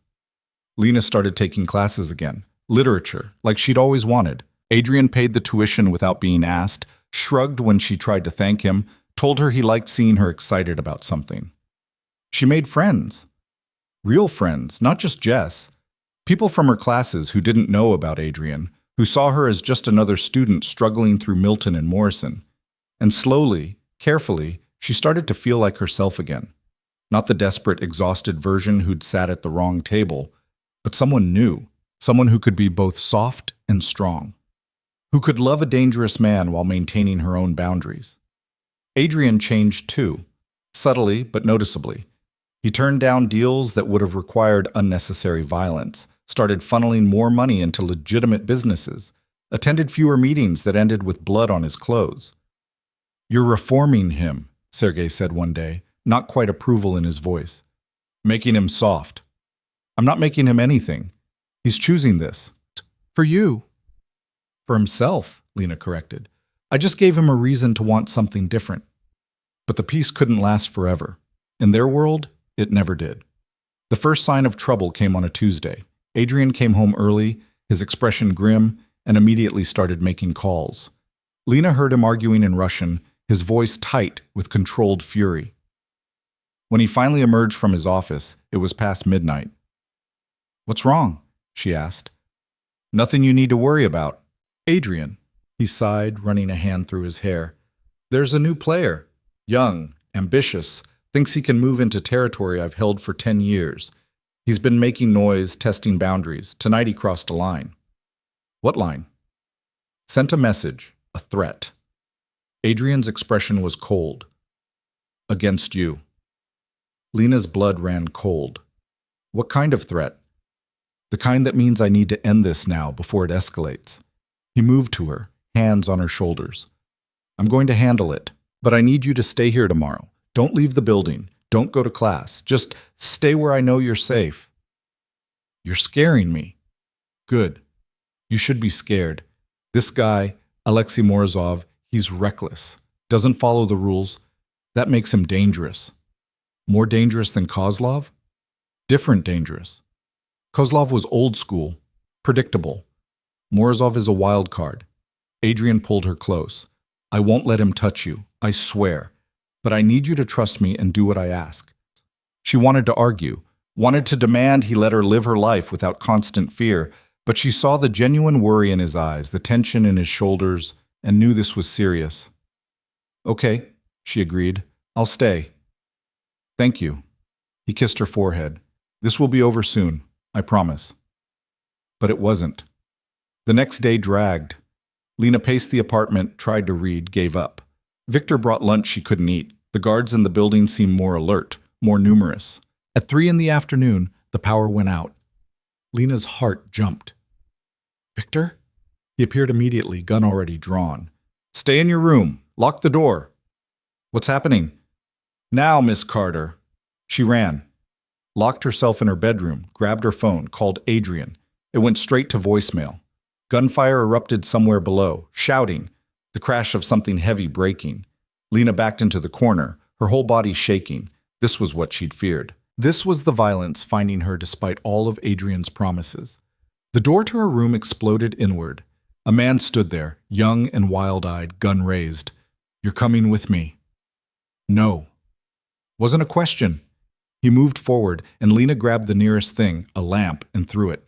It hit him in the shoulder, barely slowing him down. He grabbed her arm, yanking her forward, and Lena screamed. Then Victor was there, emerging from somewhere, moving with lethal precision. 2 shots. The man dropped. "Are you hurt?" Victor's hands were on her, checking for injuries, even as he positioned himself between her and the door. I'm okay. What's happening?" Morozov sent a team, 12 men. They breached the lobby. Victor's voice was calm despite the chaos. "Mr. Volkov is on his way, but we need to move you now. There's a safe room. Come." He pulled her through the apartment, past bodies she tried not to look at, down a hallway she'd never noticed before. A panel slid open, revealing a reinforced room with monitors showing the building's security feeds. "Stay here. Don't open the door for anyone but me or Mr. Volkov." Victor pressed a gun into her hand. "Safety's here. Point and shoot if you have to." Then he was gone, and Lena was alone with a weapon she barely knew how to use and the sound of warfare echoing through her home. She watched the monitors, horror growing. Adrian's men were outnumbered. Morozov's team was tearing through the building like a hurricane. And then Adrian arrived. He came through the lobby like an avenging angel, Sergei and 6 others behind him. Lena watched him move with brutal efficiency, taking down Morozov's men with precision that was both terrifying and mesmerizing. This was who he really was. Not the man who brought her coffee in the morning, or listened to her talk about her classes. This was Adrian Volkov, the crime lord, the killer, the force of nature who'd built an empire on violence. She should have been horrified. Instead, she felt relief so overwhelming she nearly collapsed. He was here. He'd come for her. The fighting ended quickly once Adrian took control. Morozov's remaining men scattered. The building went quiet except for the moans of the wounded and the crackling of something burning on a lower floor. Lena waited, counting seconds, until the safe room door opened. Adrian stood there, covered in blood, breathing hard, eyes wild until they found her. Then everything in him seemed to settle. "Lena!" She launched herself at him, not caring about the blood, not caring about anything except that he was alive and whole and here. "I've got you," he murmured into her hair. "I've got you. You're safe." He sent 12 men. They came for me. I know. His arms tightened around her. "But they failed. You're safe. That's all that matters." "What about Morozov?" Adrian's expression went cold. "He's next." They moved to a hotel that night while the apartment was cleaned and secured. Lena sat in the bathroom, scrubbing blood off her hands that she didn't remember getting there, trying not to think about the man Victor had killed in her bedroom doorway. Adrian knocked softly. "Can I come in?" She didn't answer, but he entered anyway, kneeling beside the bathtub where she sat fully clothed, water running cold over her hands. "Lena." He turned off the tap, wrapped a towel around her shaking hands. "Look at me."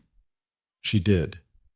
His face was clean now, the blood washed away, but his eyes still held that wild edge. "I'm going after Morozov tonight," he said, before he regroups, before he tries again. "You're going to kill him?" "Yes." No hesitation, no apology. "What if I asked you not to?" Her voice came out hoarse. "What if I begged you to walk away? Take the loss? Let him have whatever he wants." Adrian's jaw tightened. "He wants you dead, Lena, or taken, used against me." There's no walking away from that. There's no compromise. So it's him or me. It was always him or you. The moment he sent that threat, the moment he breached our home, he made that choice. Adrian cupped her face, and his hands were steady even though hers were still shaking. "I know what I'm asking you to accept. I know how it looks. But I can't let him live knowing what he tried to do to you. And after Morozov, there'll be someone else. There's always someone else in your world. Maybe. Probably." He didn't lie to her, never had. "But each one I handle makes the next one think twice, makes them understand that touching what's mine comes with a cost they can't afford. I'm not property. You're everything." His forehead rested against hers. "And I'm done pretending I can do this halfway.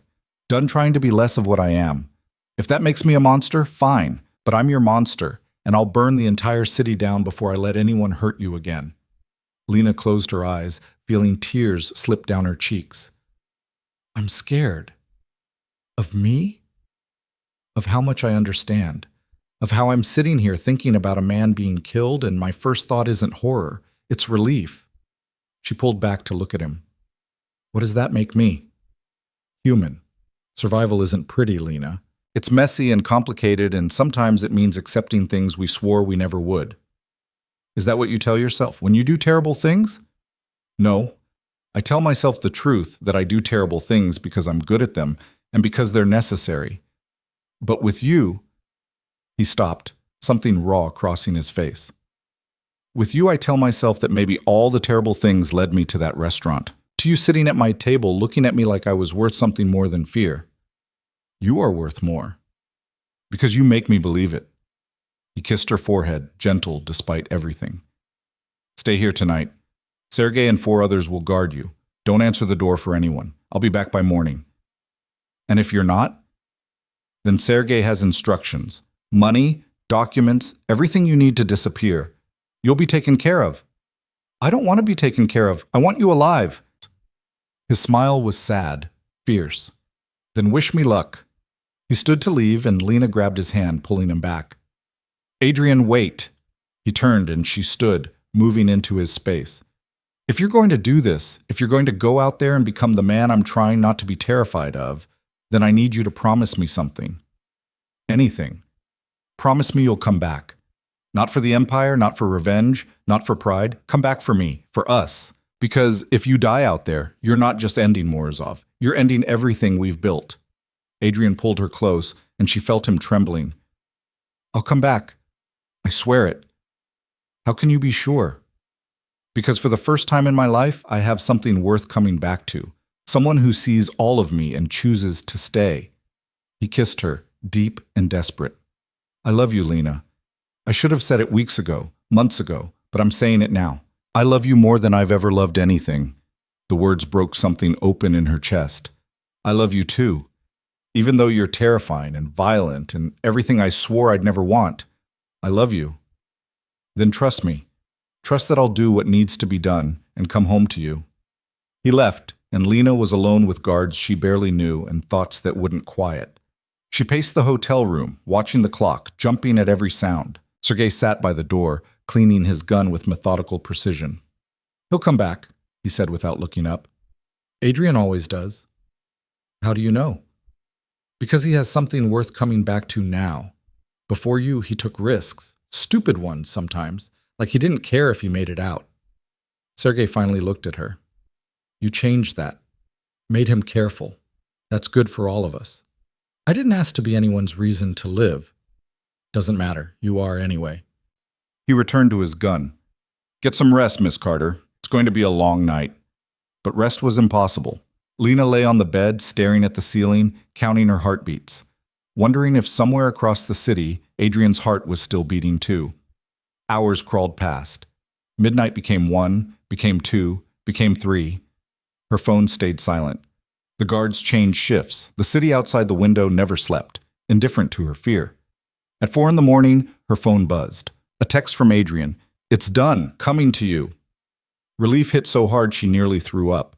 She clutched the phone, reading and rereading those 5 words until she heard the knock at the door. Sergei checked the peephole, then opened it. Adrian stood there, looking exhausted but whole. His clothes were different. He'd changed somewhere.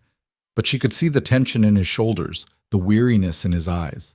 His gaze found Lena immediately, and something in his expression eased. Leave us, he told Sergei. The guards filed out, and then they were alone. Lena crossed the room and hit him, open-palmed, right across the face. The crack echoed in the quiet room. Adrian didn't flinch, didn't move, just looked at her with those pale, knowing eyes. You left me here, she said, her voice shaking. You went to kill a man and you left me here not knowing if you'd come back. I told you I would. You can't promise that. You can't just...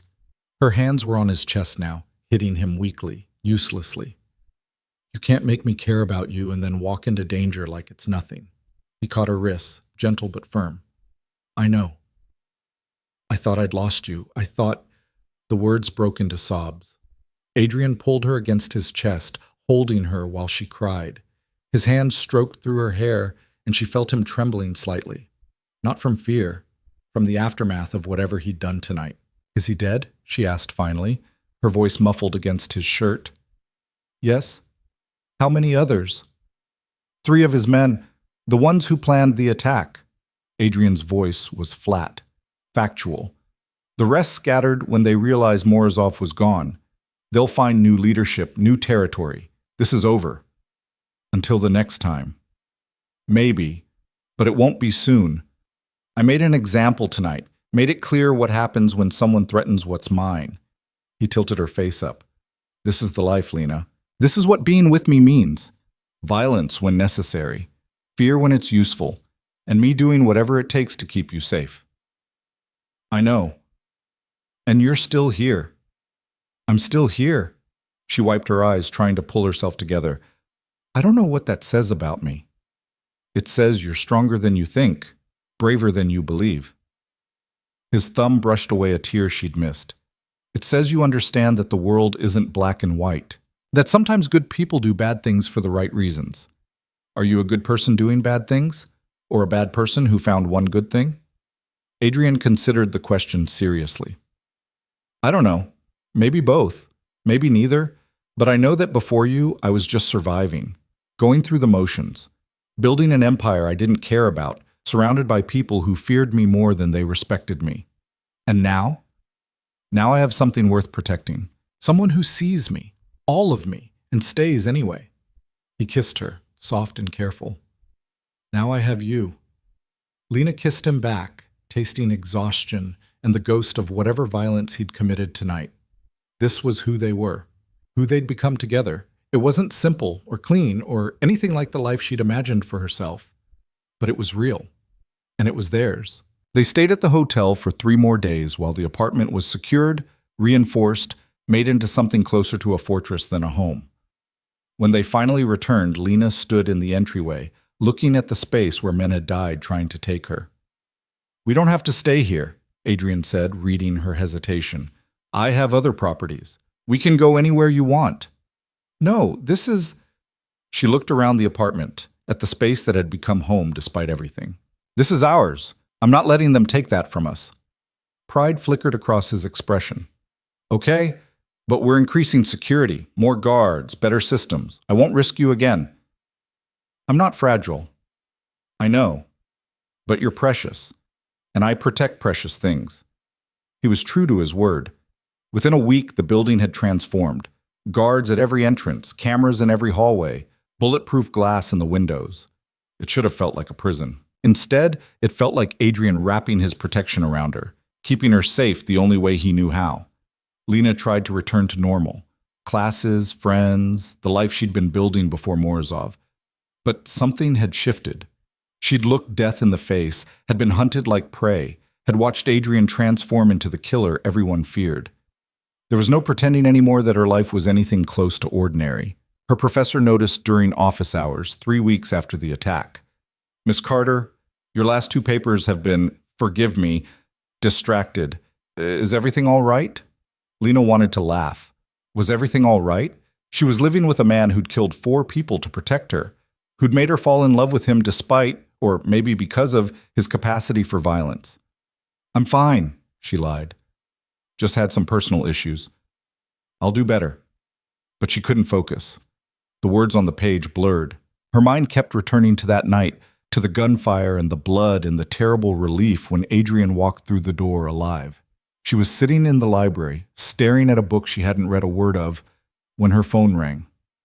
Unknown number. "Hello? Lena Carter?" A woman's voice, professional. "This is Detective Sarah Morrison with NYPD. I was hoping we could talk about the incident at your apartment building 3 weeks ago." Her blood ran cold. "I already spoke to the police. Gave my statement." "I know, I've read it. Very thorough. Very careful." A pause. "Maybe too careful." "Miss Carter, I'm investigating Adrian Volkov. Have been for 2 years. And I think you might be able to help me." "I have nothing to say to you." "You're a smart woman. College educated, from what I understand. Good family. You don't belong in Volkov's world. Whatever hold he has on you, he doesn't have a hold on me. I'm exactly where I choose to be." "Are you? Because from where I'm standing, it looks like you're being held prisoner by a violent criminal who—" Lena hung up. Her hand shook as she stared at the phone. A detective. Investigating Adrian for 2 years. She should tell him, should warn him immediately. But something made her hesitate. What if the detective was right? What if Lena had been so caught up in Adrian's world, so desperate to feel valued and protected, that she'd lost sight of who she really was? She went home and found Adrian in his office, on the phone speaking rapid Russian. He saw her and smiled, holding up one finger. Just a minute.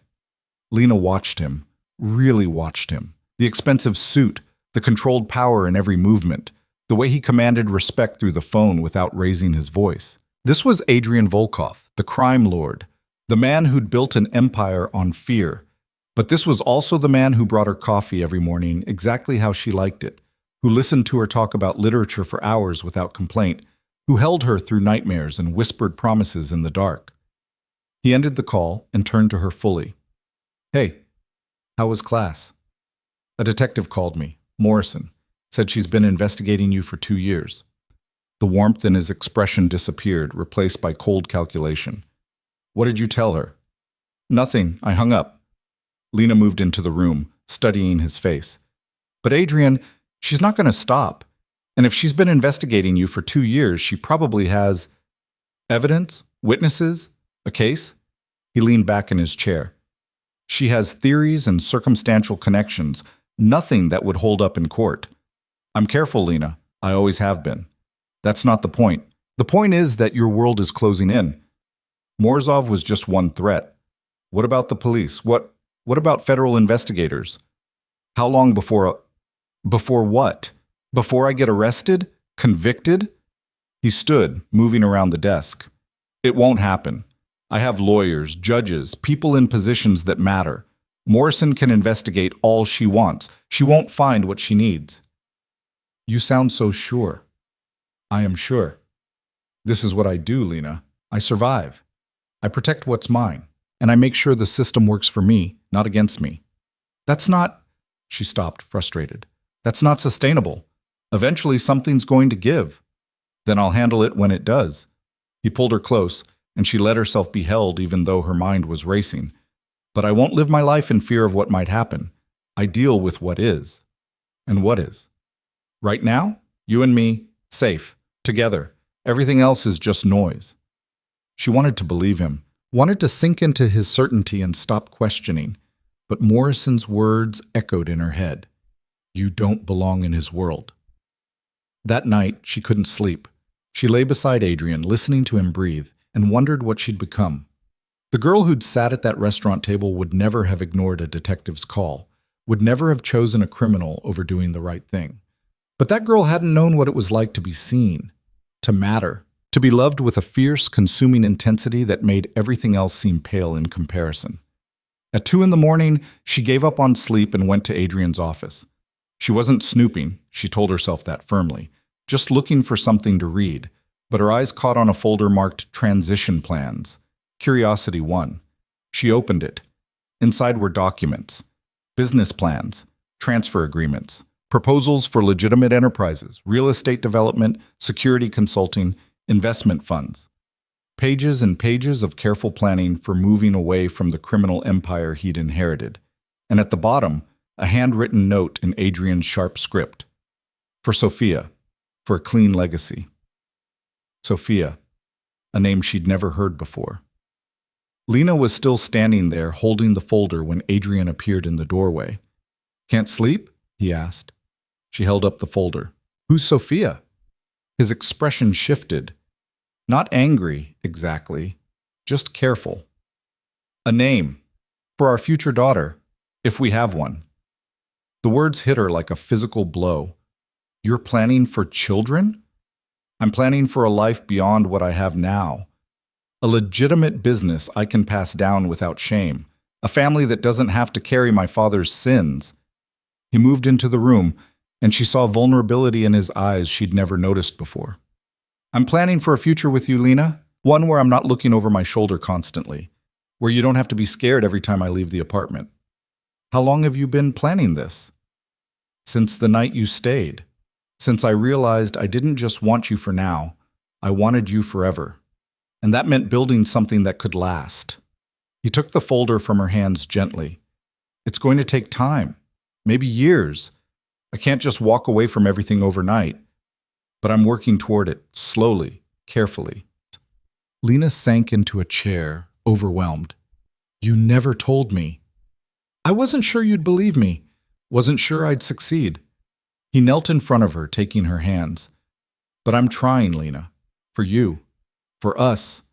For the family I want to build with you. A detective is investigating you. Your enemies are circling. How are you supposed to transition to legitimate business when, the same way I've survived everything else? Carefully, strategically, with good lawyers and better planning. His grip tightened. I know it's not perfect. I know it's messy and complicated, but I'm asking you to trust me, to believe that I can get us to the other side of this. She looked at him, this man who'd killed for her, who was trying to change for her, who planned futures with children he'd named Sophia because he believed they could have something beautiful together. Okay, she whispered. I trust you. The relief on his face was everything.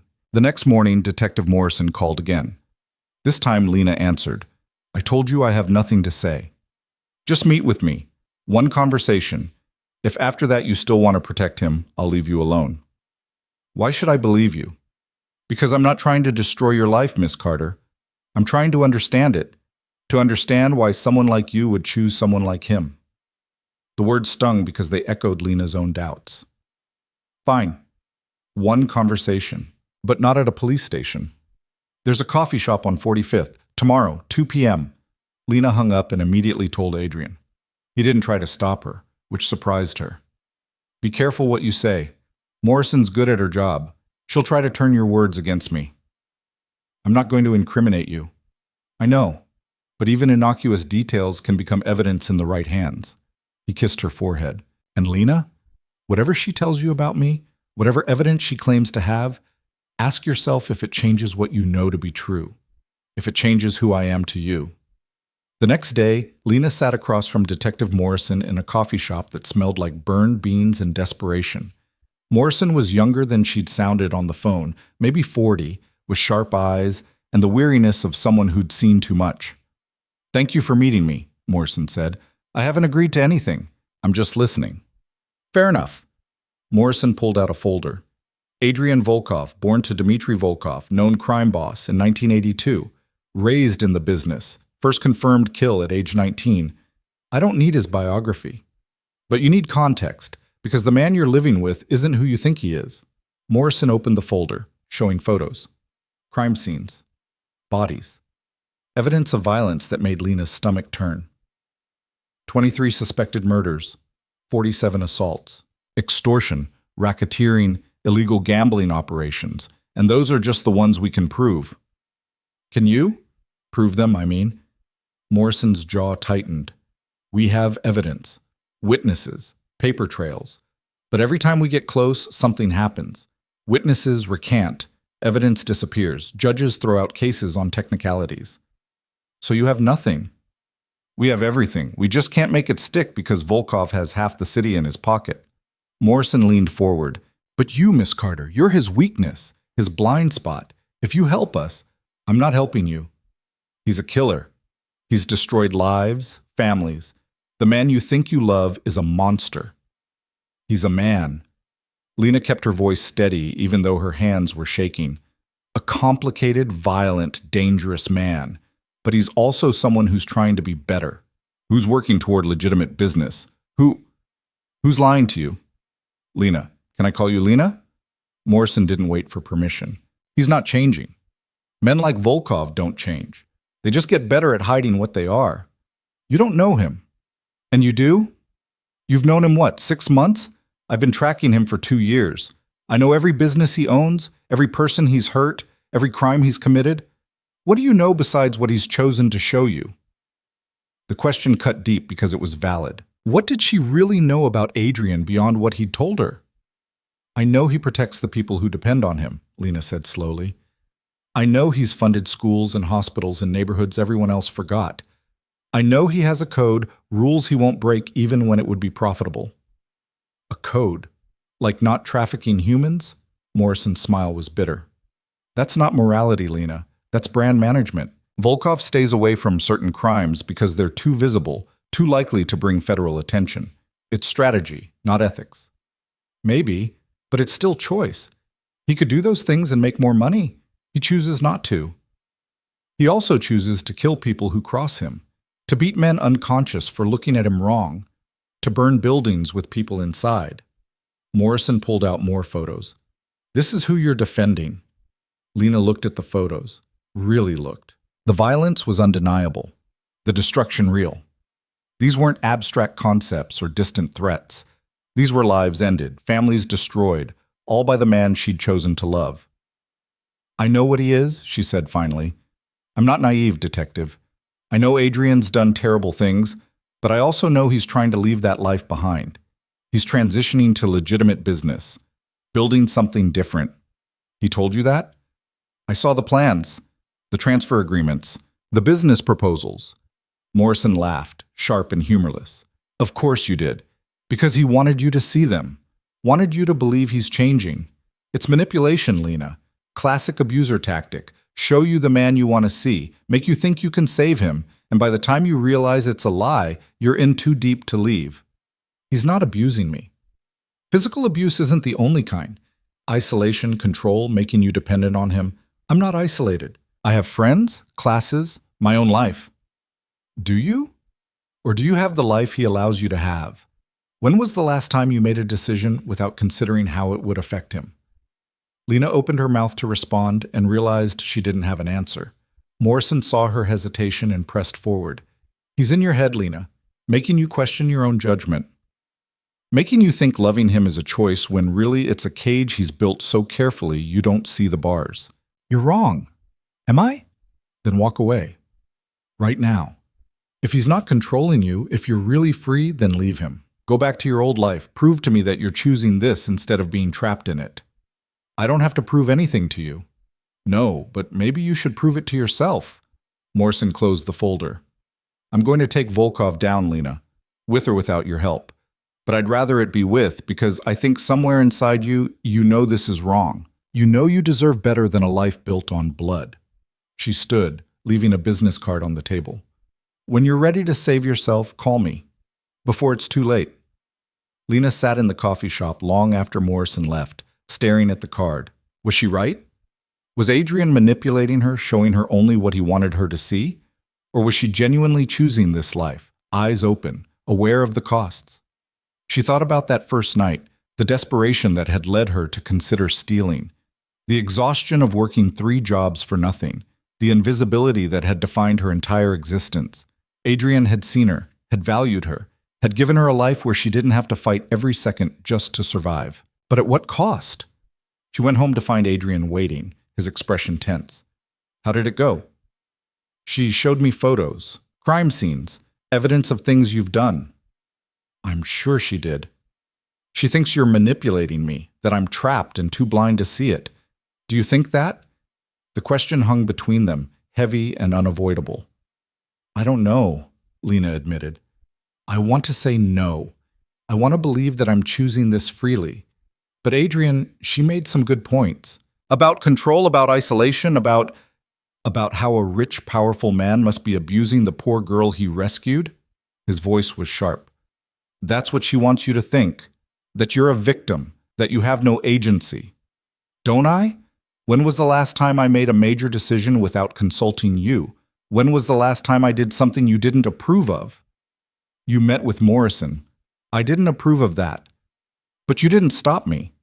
Because I trust you. Because I believe you're smart enough to see through her manipulation. He moved closer, and she forced herself not to step back. She's trying to drive a wedge between us, Lena, using your doubts against you, making you question what we have. Maybe I should question it. Maybe that's healthy. Question all you want, but do it honestly. Don't let Morrison put words in your mouth or thoughts in your head. His hand cupped her face. You know me. You know who I am, what I've done, what I'm trying to become. Trust that knowledge. Trust yourself. What if trusting myself means leaving? Pain flickered across his expression. Then I'll let you go, like I promised. But Lena, ask yourself, are you leaving because you want to, or because Morrison convinced you that you should? She didn't have an answer. That night, she lay awake again, Adrian sleeping beside her, and tried to untangle her own feelings from Morrison's accusations. It was impossible. Everything was too knotted together, love and fear, choice and necessity, freedom and safety. At dawn, she made a decision. She woke Adrian gently. I need space. Time to think without you or Morrison or anyone else influencing me. He sat up slowly. What do you need? I want to go back to my old apartment. Stay with Jess for a week. Just be alone with my thoughts. Okay. That's it? Just okay? What do you want me to say? That I'll lock you in and refuse to let you leave? That's exactly what Morrison expects. His voice was calm despite the tension in his shoulders. You need space. Take it. I'm not going to stop you. You'll have me followed. Yes, for your protection, not to control you. There are still people out there who know you're important to me. I won't leave you unprotected. And if I ask you to call them off? Then I'd ask you to reconsider, to let me keep you safe even if you need distance. He took her hand. I love you, Lena. That doesn't go away just because you're questioning us. Take your time. Figure out what you want. I'll be here when you're ready. She packed a bag and left within the hour. Jess opened the door, took one look at Lena's face, and pulled her into a hug. What happened? I don't know. Everything. Nothing. I need to think. Then think. You can stay as long as you need. The apartment was exactly as Lena remembered. Cramped, cluttered, filled with secondhand furniture and the smell of cheap air freshener. It should have felt like home. Instead, it felt like someone else's life. She spent 3 days doing nothing. Not going to class, not answering her phone except for one text to Adrian. I'm okay. Still thinking. His response was immediate. Take all the time you need. I love you. On the fourth day, Jess sat her down with coffee and the direct approach she was known for. Okay, talk. What's really going on? I don't know if I'm choosing Adrian or if he's chosen me, and I've just gone along with it because it's easier than my old life. Wow, that's a big question. A detective told me I'm being manipulated, that Adrian's controlling me and I'm too blind to see it. Are you? I don't think so, but would I know if I was? Jess was quiet for a moment. Here's what I know. When you were with Marcus, or trying to be, you were anxious, constantly checking your phone, making yourself smaller, trying to be what you thought he wanted. With Adrian, you're bigger, more confident. You push back when you disagree. You demand honesty. But I'm also living in his world, following his rules, accepting his protection. Because you choose to. Lena, I've known you for 4 years. You don't do anything you don't want to do. You're the most stubborn person I know. If you were truly trapped, you'd have found a way out by now. What if I'm staying because I'm scared of going back to being nobody? Then you're human. Everyone's scared of something. The question is, are you happy with him? Was she? Lena thought about the life she'd built with Adrian. The mornings drinking coffee while he read the news. The way he listened when she talked about her classes. The fierce, consuming way he loved her. The safety of knowing someone valued her enough to kill for her. Yes, she said finally, I'm happy, but I'm also terrified. And I don't know if that's a red flag or just the reality of loving someone dangerous. Maybe both, Jess suggested. Maybe you can be happy and terrified, in love and aware of the risks. It doesn't have to be one or the other. On the 5th day, Detective Morrison called again. Have you thought about what I said? I have. And I think you're doing your job. Trying to take down a criminal you believe is dangerous. I respect that. Lena took a breath. But I'm not going to help you. Because whatever Adrian's done, whatever crimes he's committed, he's also trying to change, to build something better. And I believe in that possibility. You're making a mistake. Maybe, but it's my mistake to make. She paused. Can I ask you something? Why do you care so much about me specifically? There must be dozens of people connected to Adrian. Why target me?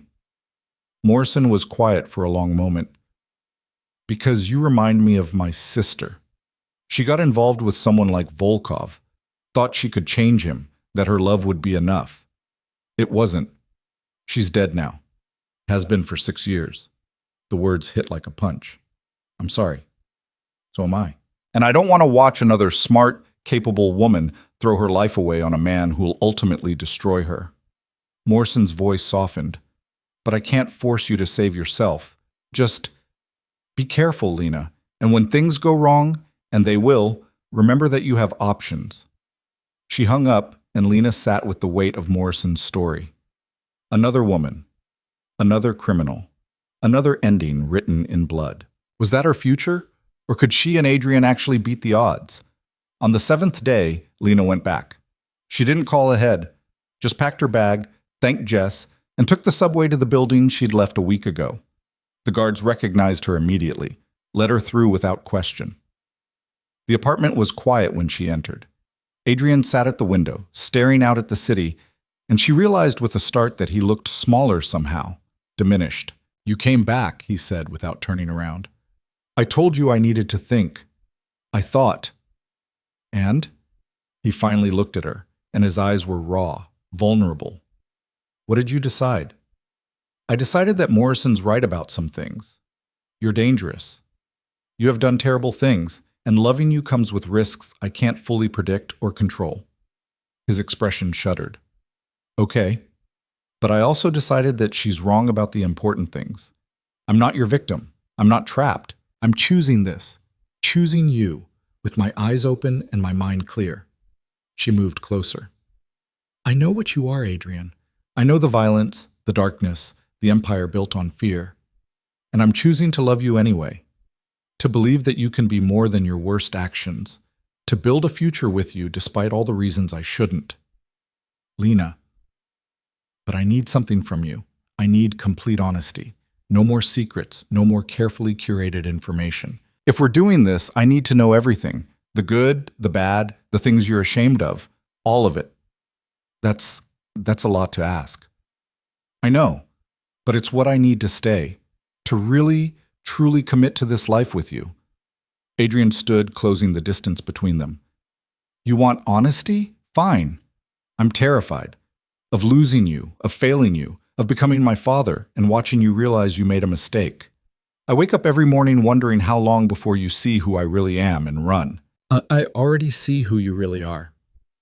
No, you see who I am with you, the version of myself I want to be. You haven't seen me at my worst, haven't watched me break someone because they looked at me wrong, haven't seen the coldness that takes over when I'm making decisions about who lives and who dies. Then show me all of it. Trust me enough to let me see everything. He searched her face for a long moment. If I do this, if I show you the monster and you can't handle it, then at least we'll know. At least we'll have tried. She took his hands. I'm not asking for perfection, Adrian. I'm asking for truth. Can you give me that? Yes. No hesitation this time. Just raw, painful honesty. I can give you that. And over the next months, he did. He took her to meetings she'd never been allowed to attend before. Let her see him negotiate with cold precision, make decisions that affected hundreds of lives, exercise the power he usually kept hidden from her. He didn't shield her from the realities of his empire anymore. She watched him order a beating for a man who'd stolen from the organization. Saw the calculation in his eyes as he decided exactly how much punishment was necessary to maintain order without crossing into unnecessary cruelty. She met his people, not just the public faces like Maria and Victor, but the enforcers, the collectors, the men who carried out his orders without question. Saw the fear and respect in their eyes when they looked at him. And slowly, carefully, she began to understand the full scope of what Adrian had built. It wasn't just violence and crime, it was a structure, a system that provided order in neighborhoods the city had abandoned. It was protection for people who couldn't get it legally. It was brutal and messy and morally complicated in ways that made her head hurt. But it was also undeniably effective. Do you understand now? Adrian asked one night after a particularly difficult meeting. This is what I do, who I am. I'm starting to. And I'm still here. The relief in his expression was everything. But honesty went both ways.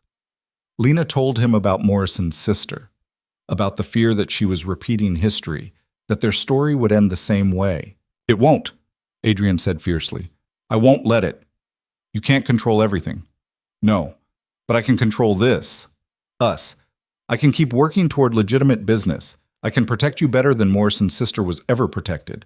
I can be smarter, more careful, more dedicated to getting us both through this alive and together. And if you can't, if despite everything then we end up together. Whatever happens, Lena, we face it together. That's the promise I'm making you. No more keeping you in the dark. No more protecting you from hard truths. We're partners, equals, in everything. It was what she'd needed to hear. Slowly, the pieces of their life came together in new ways. Lena returned to her classes, but now she could focus because she wasn't constantly worried about money or safety. She made friends with the other women in Adrian's organization, wives, girlfriends, sisters who'd chosen this life the same way she had. They weren't what she expected. They were smart, capable women who'd made calculated decisions about love and safety and the price of both. They welcomed her without judgment, shared strategies for maintaining independence within a controlling world, taught her the unspoken rules of their shared reality. And Adrian continued his slow transition away from crime. It wasn't dramatic or sudden, just a steady, careful shift of resources from illegal enterprises to legitimate businesses. Real estate developments in gentrifying neighborhoods, security consulting for corporations that didn't ask too many questions about his background, investment funds that turned dirty money clean through enough layers that no one could trace it back. 2 years after that first night at the restaurant, Adrian called a meeting of his key people. Lena sat beside him, no longer hidden or protected from his business. I'm stepping back, he announced, transferring most operations to you. He looked at Sergei, at Maria, at the others who'd served him for years. I'll maintain oversight, but day-to-day decisions are yours.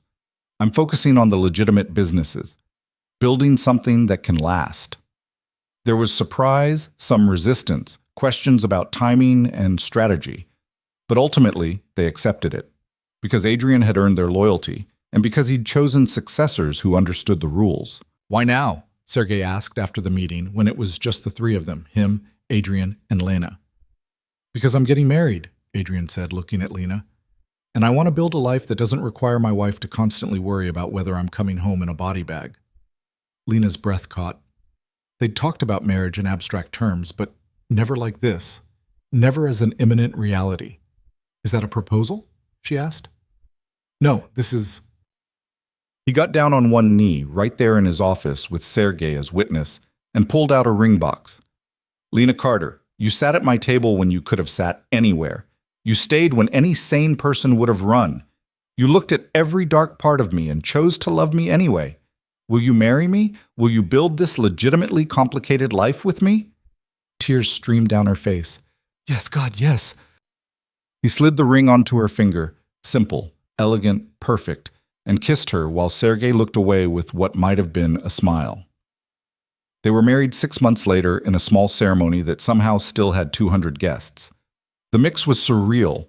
Lena's college friends sitting next to Russian enforcers, her professors making awkward small talk with reformed criminals, Jess standing as maid of honor while Victor gave Adrian away. Detective Morrison watched from across the street, Lena knew. She'd seen the unmarked car, the surveillance that never quite stopped. But she'd stopped caring.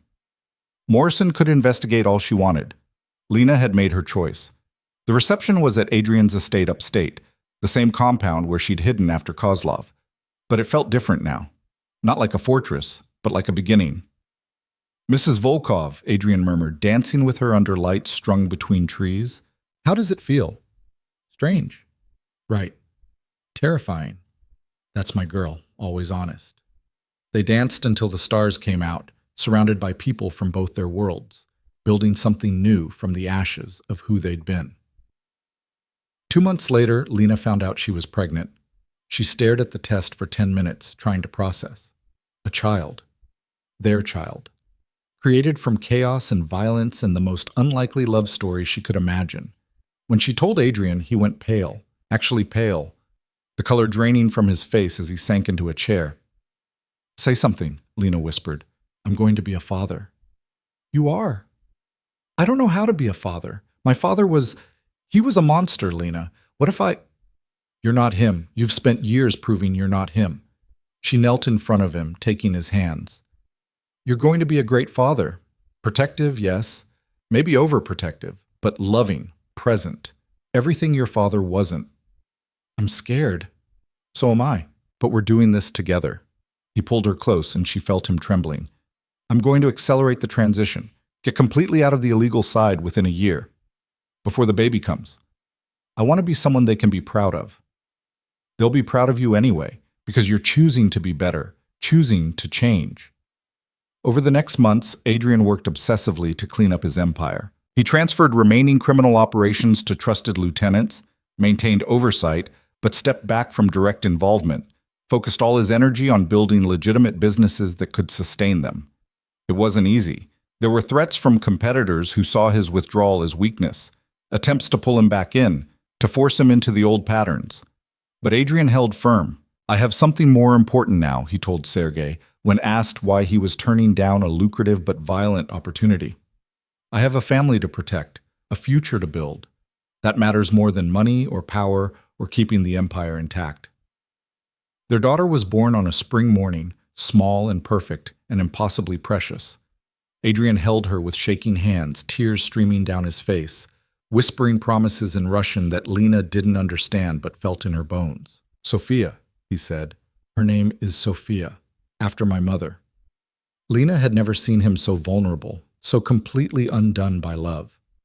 This was Adrian stripped of all defenses, raw and real and entirely devoted.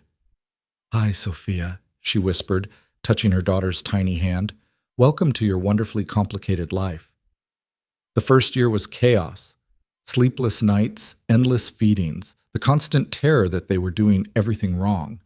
But it was also magic. Watching Adrian transform into a father, seeing him soft and gentle with this tiny human who had his eyes in Lena's stubborn chin. He'd completely withdrawn from the criminal enterprise by Sophia's first birthday, transferred everything, maintained only financial interest in the legitimate businesses. He was, for all intents and purposes, a legal businessman now. "How does it feel?" Lena asked on the anniversary of Sophia's birth. "Strange. Empty sometimes. I spent 20 years building that empire, and now it's just gone." "Not gone. Transformed. You transformed it into something better." "Maybe. Or maybe I just found something worth transforming for." 3 years later, their son was born. Alexander, who had Adrian's intensity from day one. The family was complete in ways Lena had never imagined when she'd sat at that restaurant table so many years ago. Detective Morrison stopped investigating. Lena learned this through Sergei, who still kept tabs on such things. Morrison had been reassigned, her case against Adrian closed due to lack of evidence and his documented transition to legitimate business. "She gave up," Sergei said. "Or she accepted that he changed," Lena suggested. "Maybe, or maybe she just ran out of time." Lena never found out which it was. On their 10-year anniversary, they returned to Aurelio's, the same restaurant where it had all started, the same table where Lena had sat, desperate and alone, not knowing her life was about to change forever. "Do you remember?" Adrian asked, holding her hand across the table. "Every second, you sat down and looked at me like you were the most important thing in the room, because you were." He smiled. "You still are. Even with the kids? The business? Everything else? Especially with all of that. None of it means anything without you." He reached into his pocket, pulled out a small box. "I got you something." "Adrian, we said no gifts." "I lied." He opened the box, revealing a necklace, simple, elegant, with a pendant that held 3 small stones. One for Sophia, one for Alexander, one for us, the family we built. Lena's eyes filled with tears. "It's perfect. You're perfect. The life we've built is perfect. Not easy, not simple, but ours." He stood, moving to clasp the necklace around her throat. "Thank you for sitting at the wrong table, Lena Volkov. Thank you for staying. Thank you for building this impossible, beautiful life with me. Thank you for seeing me, for making me matter." They kissed across the table where it had all begun, 2 people who'd found each other in the chaos and built something real, something lasting. Later they went home to their children. Sophia was practicing piano, her determination evident in every note. Alexander was building elaborate structures with blocks, narrating the entire process with the seriousness of a tiny architect. Victor was reading them stories, embellishing with the drama he brought to everything. Adrian pulled Lena close as they watched from the doorway. "This is it," he said quietly. "This is what I was building toward without knowing it. Not the empire, not the power. This, family, home, love. No regrets? Not one." "You?" Lena thought about the girl she'd been, desperate, invisible, struggling. She thought about the choice she'd made that night, the risk she'd taken. She thought about every hard moment since, every fear she'd faced, every time she'd chosen to stay when leaving would have been easier.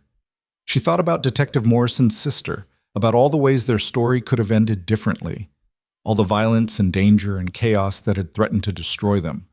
But they'd survived, more than survived. They'd built something extraordinary from the wreckage of who they'd been. "Not one regret," she said finally, "not a single one." Because the night Lena Carter sat at the wrong table, she didn't lose her life. She found it. She found Adrian, broken and dangerous and trying to be better. She found purpose, value, a place in the world that had always rejected her. She found love that was messy and complicated and fierce enough to transform them both. And most importantly, she found herself.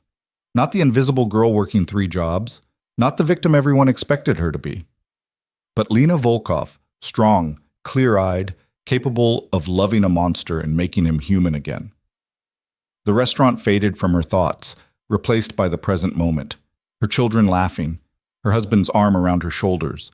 The life they'd built together, imperfect and real and entirely theirs. It hadn't been easy. It had required sacrifice, compromise, accepting truths she'd rather ignore. It had meant choosing love over safety, possibility over certainty, a dangerous man over an easy life. But looking at her family now, Lena knew she'd make the same choice again. Every time. Without hesitation. Because some mistakes aren't mistakes at all. Some are fate, disguised as chance encounters and wrong tables and moments that change everything. And this, all of this, had been worth it. Every dangerous, complicated, beautiful moment of it.